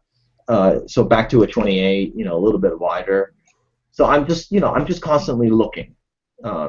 And then I said, okay, I think I found an angle I like, because I want to show you the guys coming down. I want to do all that. So I'll take that. I'll light it like really roughly, with one light in this scenario, and then I'll just take it to Photoshop, and then I'll do a black and white thumb of it. So this is just, like, okay, let's see. What happens, right? So this is what I start with, Yeah. right? So it's nothing. I mean, the model's crap. It's not even, it's a model I'm designing, so it's just a block model. But it's just like, okay, that's it, and then I'll just paint on top of that. And I'll put like people in there. Is that what I want? The people rappelling down. Okay, that's what I want. This is to work out my ideas. And what I want to do. Like setting up a roadmap for your whole. Yeah, exactly. I'm like, okay, where do I want people to look there, and then I want the eye to go down the ship, and then okay, I need another spot there. Okay, the right side is getting a little. Like, okay, I need to put a guy there, maybe, kind of point you back towards the other, I'm trying to think composition, how to move your eye around the frame, and how to tell the story. So it's like that 3D part of you talking to that 2D part of you back and forth. Pretty much. I mean, I'm always thinking more like the 2D part of me, but the 3D part is just, it's like... The tool, yeah. It's just the tool that gets me there. I mean, I can easily change perspective. So that I could see and work that out. But I'm always thinking what I want to show in this painting, what's the problem I'm trying to solve, and what do I need to do to best show that in the quickest time possible. That's always what I'm thinking. So then so I said, okay, I'm settled on this angle. So in this scenario, I don't have any of those. You see the model, it's like completely all cubes, right? Nothing more than cubes. So then I went back, and I said, okay, I'm going to put some of these guys, like an old warehouse would have girders and beams, and I need little protrusions like for lights, and this is a thing that carries things back and forth. Maybe there's still something on it, like just interesting things that give you little shapes. And then the ground is just simple, but I threw some textures on this. So I just basically is a ground texture and a rust texture. Really basic. There's nothing complex at all. Like I could show you this in 5 minutes. Literally, it's just a planar map done. That's it. So it's just to give you something to work with, right? Exactly. It's just to give you something. I mean, it's nothing more than that. Because I know the ground. I'm going to cover it up with like photos and crap like that anyway. So this is giving me something to react to the light. That's all. Nothing more than that. Because I really hate spending too much time in 3D. Like for someone who uses 3D, I really just I want to get into I want to put in the look of it. Start making things right. Because I'm always like, at this point, I'm always going, can I make this look good? Can I make this look good? I always have that little insecurity, So now I'm like, I want to take it to 3D. So then I take my passes, and here's my passes. I mean, being impatient is why we became concept artists, right? Yeah, exactly. I was like, I want to see how this looks, man. So otherwise we'd be doing something else. Exactly. So now we have a very simple lit, this is my base pass of just, dark, flat. These are just colors so that I can, if I want to put fog behind the ship, I can just select the blue, and then I can paint behind it, So it's just a quick masking thing.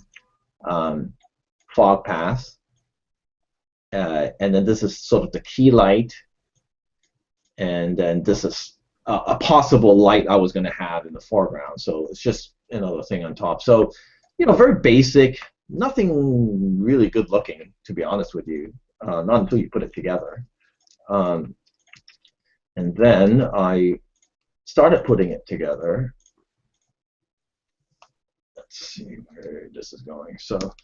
So I started putting this together, and I'm gonna just dive in the layers here. So I'm gonna go like that. See, I'm not the most organized guy, so. But you use colors to tag your Yeah, layers. exactly. I was just about to say I don't even use colors. Yeah, so I blue is always my Atmo, red is always anything that lights up stuff. Purple's my render layers. I use colors, yes, but Sounds pretty organized to me. It gets out of hand really quickly.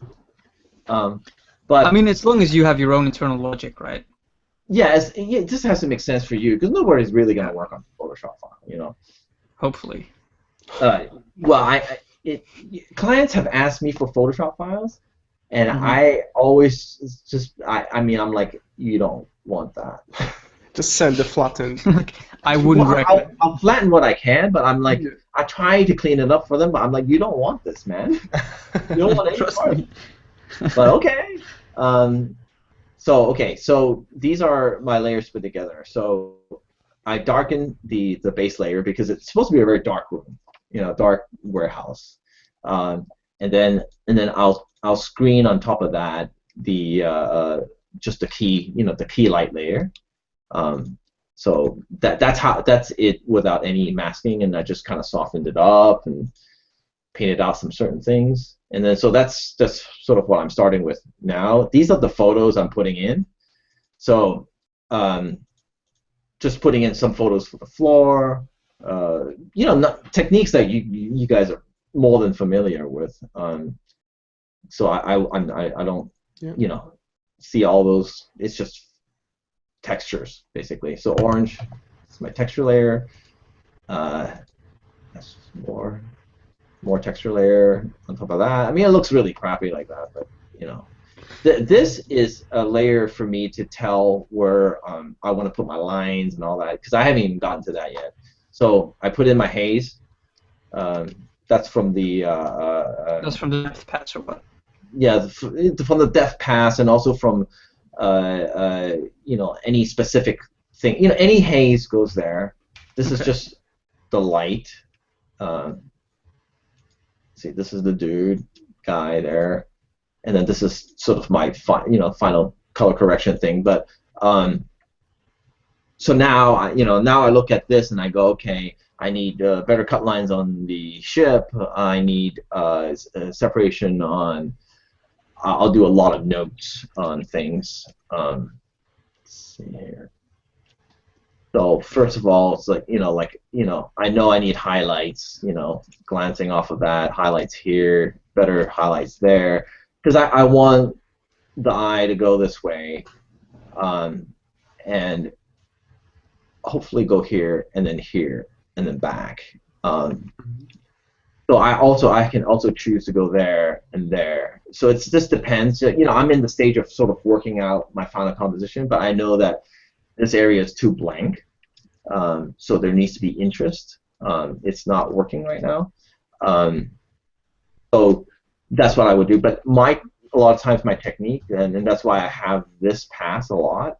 I mean, I don't know if you guys use this or know about this. Yeah, Surface ID. I use clown pass. Yeah. Yeah. So I mean, just paint. You can always just, or for those who don't know, you can always just paint behind this and just get some kind of haze, like real subtle. But it pops the shape. I'm all about just making sure the silhouette reads. Like. Yeah. Like here. Let's see. So is that the main thing you think about when you're lighting your scene? Just like what light puts the the highlights in the right areas and the shadows in the right areas, so that everything reads very nicely.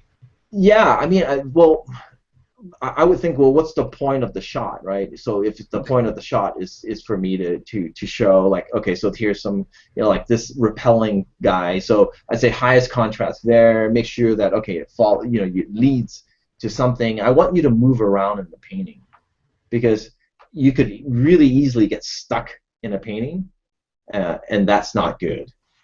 So I want you to feel comfortable and move around and tell the story. The story is these guys are all coming down and they found the ship. So you got to tell it. Like just in the textures that you're using, and the lighting you're using. Because this whenever I start a painting, it's all already in my head. Like I don't try to find the painting. It's just in my head. So that's when I sit there with my sketchbook and I just go, okay, and then I start formulating that image, and then I go. Mm-hmm. I very rarely sit there and just try to find it. It just doesn't really work. Have you had that visual kind of thing inside of you from the beginning, or you felt like you developed it over the years and suddenly you got that images going in your head, that visualization you use, right? I think that's something that's been with me since I was a kid. I mean, I always just could see that kind of stuff, and I love, and I honed it with photography, because it's very, back then it's immediate. You take a picture, you have to make the right choice because there's no digital, so you look at it, you make the right choice, and I just see it. I don't know, maybe it's from all the photography, I don't know, because I was a 8th grader. I have a similar background, and I feel like I'm the same as you. I mean, I don't really have a photography background, but I've been into photography longer than I'm into concept art, and there's just something inside you at some point where you just are able to visualize something almost immediately. Like someone tells you something, your brain just creates an image of it, and then actually all the rest that you do from then on is trying to think of how do I solve the problem, which is the bridge between making it and thinking it, and just every choice you make is trying to bridge that gap basically between your mind and between what's on paper. Yeah, exactly, and you're just trying to get that thing out. Basically, mm-hmm. You're like, I see this, I need to get it out, and honestly, this image is something that I was like, I mean, originally I wanted to do it with the Millennium Falcon. It's always been something I wanted to do since I was a kid. Like, they found this Falcon in this really dilapidated place, but I can't do that anymore. So, because I just started doing some stuff for ILM, so I can't do anything related to that. You can do Millennium Falcon, alright. So we got, But yeah. So, but I just said, okay, screw it. I was working on the ship design anyway. Just throw something in, and this ship design doesn't have to be completely worked out because it's supposed to be, like crashed in here anyway. So, I thought, oh, this is good painting, but it's already in my head. It's just a matter of now. It's academic now. It's just a matter of going, okay, where do I want people to look? What temperature do I want the light? How do I want the mood to be? How dark do I want it to be? Just things like that. That's what I'm thinking, and I think the most important thing is your finished image. I don't care how you got there. Everybody like, oh man, that's cheating. This no. To me, it doesn't matter. I mean, it's like, hey, if you want. There's no such thing, right? Yeah, there's no such thing. I mean, ultimately it's the end image that you're gonna judge me by, or judge the image by. Who cares if I painted it, drew it, or whatever? It's an expression. It makes no difference. So, don't worry about cheating. I mean, I think, well, to me, it's like I know that it'll take me forever to draw the perspective, and I like using the camera in 3D. Why don't I do that? I mean, there's no reason not to do that. Exactly.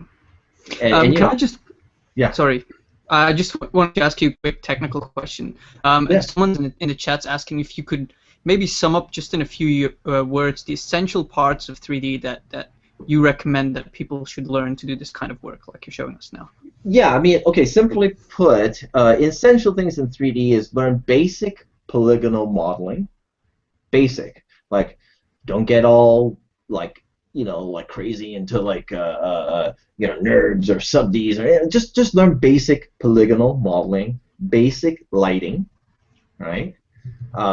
And learn how to make passes in whatever program you use. Some programs are going to be harder because they don't have it, like SketchUp. Well, actually, SketchUp has V-Ray, but Yeah, you have external ones, yeah. but like I would say, just learn modeling, basic modeling, basic texturing, basic lighting, and then learn how to put out passes, and you're good to go. No animation, none of that. Just basic stuff. Yeah, whatever just gets the idea across. I mean, because when you look at this model that I did here, there's absolutely nothing complex about any of this.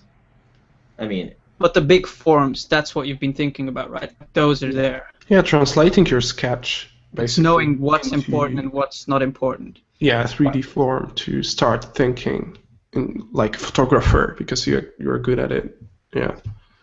So like these guys are really cubes, like I could, anybody could model this, really easily. Even these are all cubes.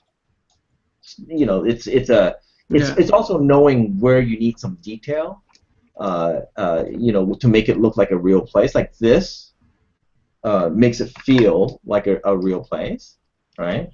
Because it's not just like straight lines like that. It's you also need, obviously these are too blocky, so I would paint, things that, come out of it, like change it. But you need silhouettes like that. You need little things like that, It's just, these are things you need. So you know how to model, but you still have to think design, like, what do I put in there?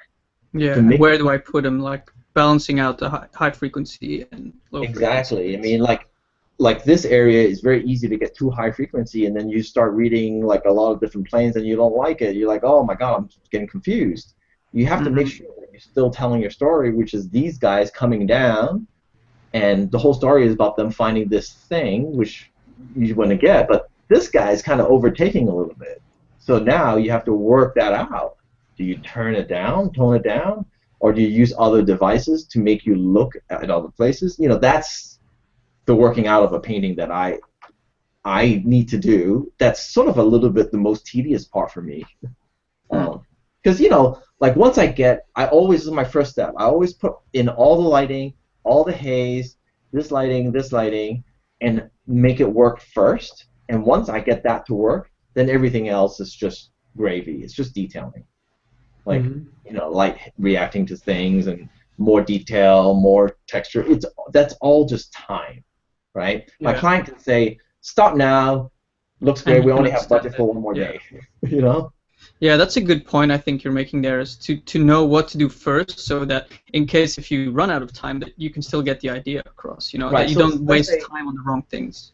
Right, so this was just me last night, like about 2 hours. So, getting all the render passes, putting them all in, and then making sure the lighting is all working.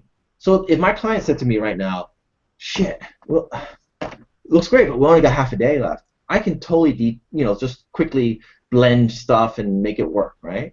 And if he says, hey, you got 3 more days, I could make it into like a matte paint, So but it's all there already. It's not going to go anywhere else in value, right? I mean, granted, after I've worked out all the value, because I still need to work this guy out, I feel, so, but I wanted to show, like, here's my thinking process. I mean, it's not like, when you look at this right now, when you squint at it, you look this more, so that's not good. That's not where I want you to look. I want you to look here. So then I got to change that, like, because that's the highest contrast area. What do I do to make that different? Maybe I need to make this less black. There's a lot of ways to do it, so I would explore until I get it right. This is as much detail as I'm going to put until I get everything else right, because this is just me throwing textures in there. It just take no time, So that's kind of how I work. So yeah. Yeah, that was great. could you maybe, if you want to, and if you have time, of course, maybe show us an example of what you would do with that light? Like, how would you, if you had to go in and fix it now, what would you do? Bam, fog. Fog, man. Of course, Right the fog's the end Boom. of every problem. Well, first of all, the blacks it's just too black. Yeah. I mean, you know, like when you take it down, it's like it's so high contrast, it's completely black. I would add more interest. Let's see. Okay. And this is where you would just explore, you know, like if the light would hit here, probably hit here. Let's see, it would hit here. Do I want it to hit here? Here's. And then I have it on a layer, so I can just say, okay, that's. See, that might even work better. Yeah, just getting rid of it completely. Yeah, see, it's amazing how subtle shifts just completely change the focus of a painting. Yeah, see, now you're like bounced right back here. But yeah. I also want, you know, that's why I like stopped at here last night. I was like, you know what? I want to show people my struggles, you know? Yeah. Because just because you're, you know, working, it doesn't mean that you don't struggle in every painting. Because for me, yeah, man, I know. I mean, because people go, oh, no problem for you. I'm like, what are you talking about? Every painting, I'm going, can I get this done? Can I do it? Yeah. Is this going to look good? It doesn't get easier, does it? No, I mean, you get more, like, you know, when I start painting, then I go, okay, I know I can fix it. Because I know I've been there enough times. I know I can do it, but you still have that fear. It's just the way it is, you know. But it's good to have, right? I mean, it keeps you. Yeah, it keeps you on your toes. And I'm always asking myself, is this gonna look good? You know, is this guy in the foreground look idiotic? You know, I mean, do I need it? You know, I'm always asking because I want, in the end, I want you to look at this image and I want you to get your money's worth. You know, if you're my client, I want to have put in that thought for you, so that you have the strongest image that you can get. Even if it's not for a client, then it'll be the strongest image, you know, that I'm showing, you know. So I'm always asking these questions. But yeah, okay, so knocking it down helps a lot. And you know, a lot of times when let's say I spent 3 days on this painting, a lot of times I'll call up, you know, Eddie, you know, and go, hey, hang out, show him the painting and go, what do you see? Because you need other people's feedback. Yeah. You get so into your own painting that you don't even see that it's got problems. Yeah. You know, so I do that a lot, you know. So you got to ask people that you trust what they think, you know. Otherwise, it's so important not to be stubborn about that. Yeah, I know a lot of people who don't do that, and it's like, dude, you're really hurting yourself, because you're gonna get to the point, and then you're not gonna see it for like a week, and then you go, oh my god, I can't believe I turned that in. It's horrible. Because you never ask anybody. Yeah. Yeah, I have that a lot with work that I post, that I don't give it the time. I mean, my personal stuff, you know, stuff that I put on Facebook just for fun, for example. I never give it the time, and then afterwards I'm always like, oh crap, why is there no update image button on Facebook? It's so horrible. I need to fix all this stuff. Yeah, but that's then fun, again, you get the and I think it takes a certain amount of courage to actually show that, you know. Or stupidity. Hey, look, it does, because, you know, like, I don't know about you, but I've shown stuff, I'm going, oh, delete. Yeah, me too, definitely. And I'm like, a lot, you know, you get to a point where you go, you know, I don't care. This is what I do. I like it, and, you know, some things you guys are going to like more, and some things you're going to like less. It's okay. You're not doing it for anybody but yourself anyway.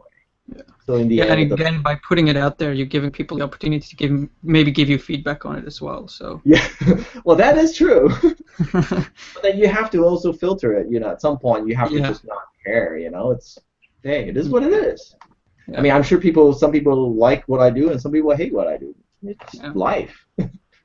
But yeah, so, you know, I would just go through, and I'm definitely going to finish this. So I'll post it somewhere. Cool. Yeah. I mean, if you're willing to share this PSD, this can be Oh, of like course, yeah. demo Totally. PSD. If they don't mind downloading a big fucking PSD. Well, maybe we'll we'll scale it down a little bit.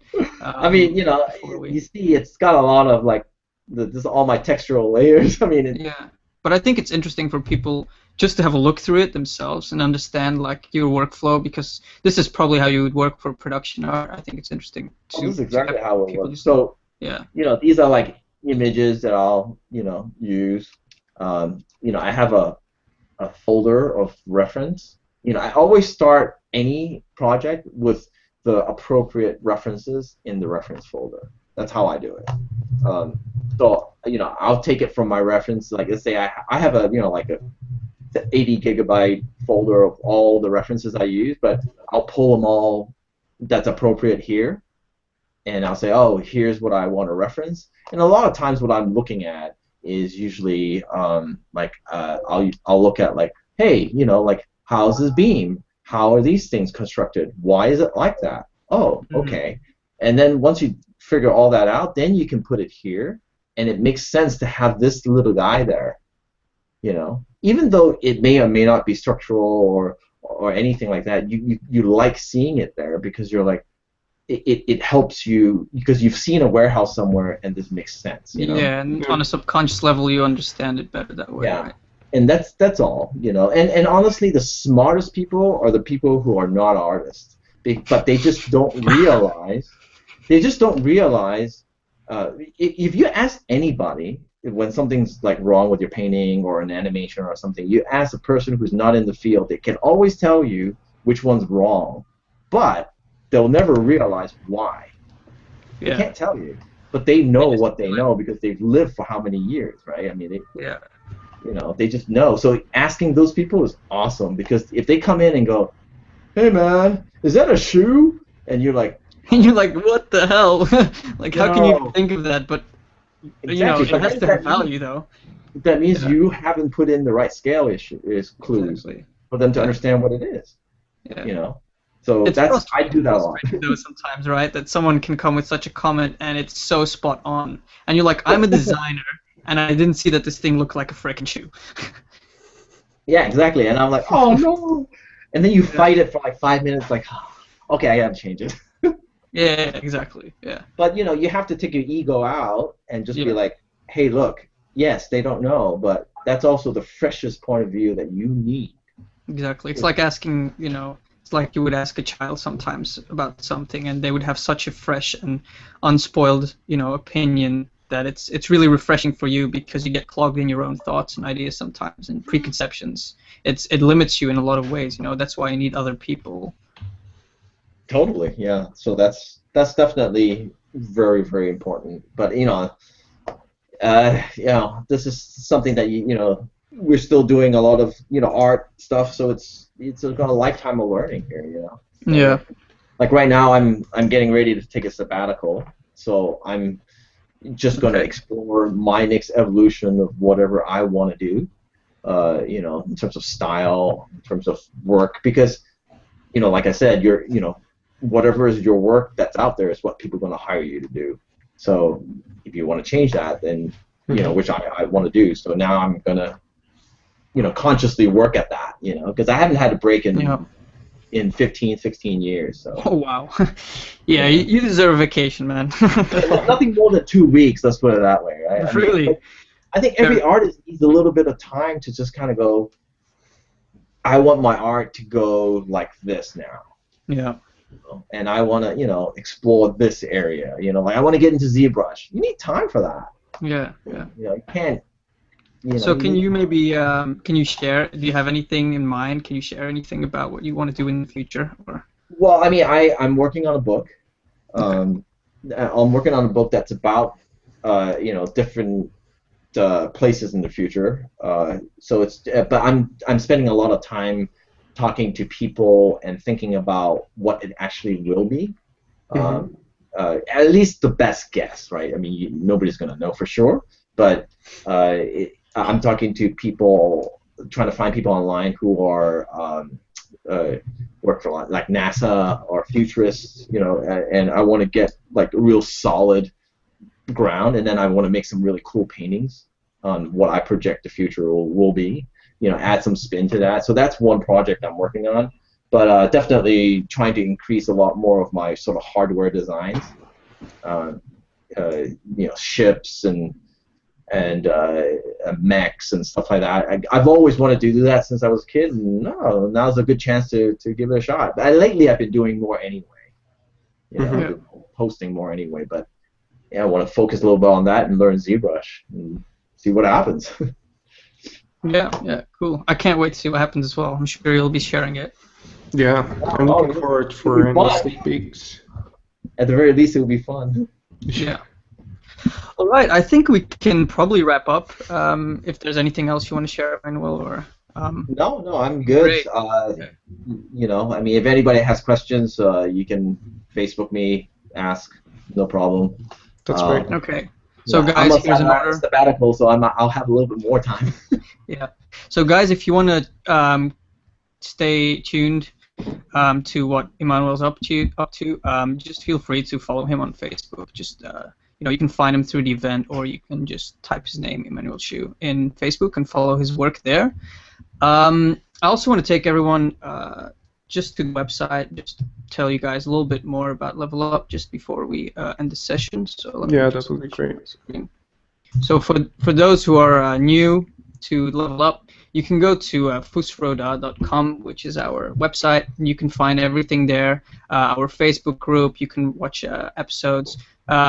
You can check out the Hangout, which we talked about earlier, so feel free to go in there and join one of the rooms and hang out together. And check out the resources page as well. There's lots of stuff there. If you haven't checked it out, good stuff to get started with concept art. So yeah, I think that's it for today. Thank you so much, Emmanuel. It was really informative. It was really great hearing your, you know, your knowledge and your experience in the industry. I think it's really that was great. cool. Yeah, it's great to share. Thanks for having me on, guys. Yeah, my pleasure. Our pleasure. Yeah, thanks a lot. My pleasure. And you know, for Darek as well, I'm sure. I don't know where he is. I think he's drunk. Missing one guy. Yeah, I thought he was gonna show up, but he's probably like not feeling too great. Yeah, he's got to be really sick to not show up. Because I see him on every episode. He's always, I just got on the plane. I got off the plane. I'm here. Well, he's actually in London right now. He's here for an interview, so I'm probably going to see him tomorrow or something. Well, I hope he feels better. Yeah. I'm sure he'll be back next week. Not an illness, for sure. All right, guys. Well, thanks for having me on again. Yeah, thanks a lot. It was great.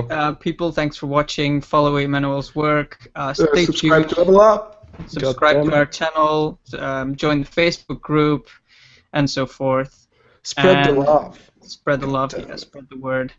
And yeah, we'll see you guys next week, I guess. Thanks, Emmanuel. All right. See ya. Bye, everyone. See ya.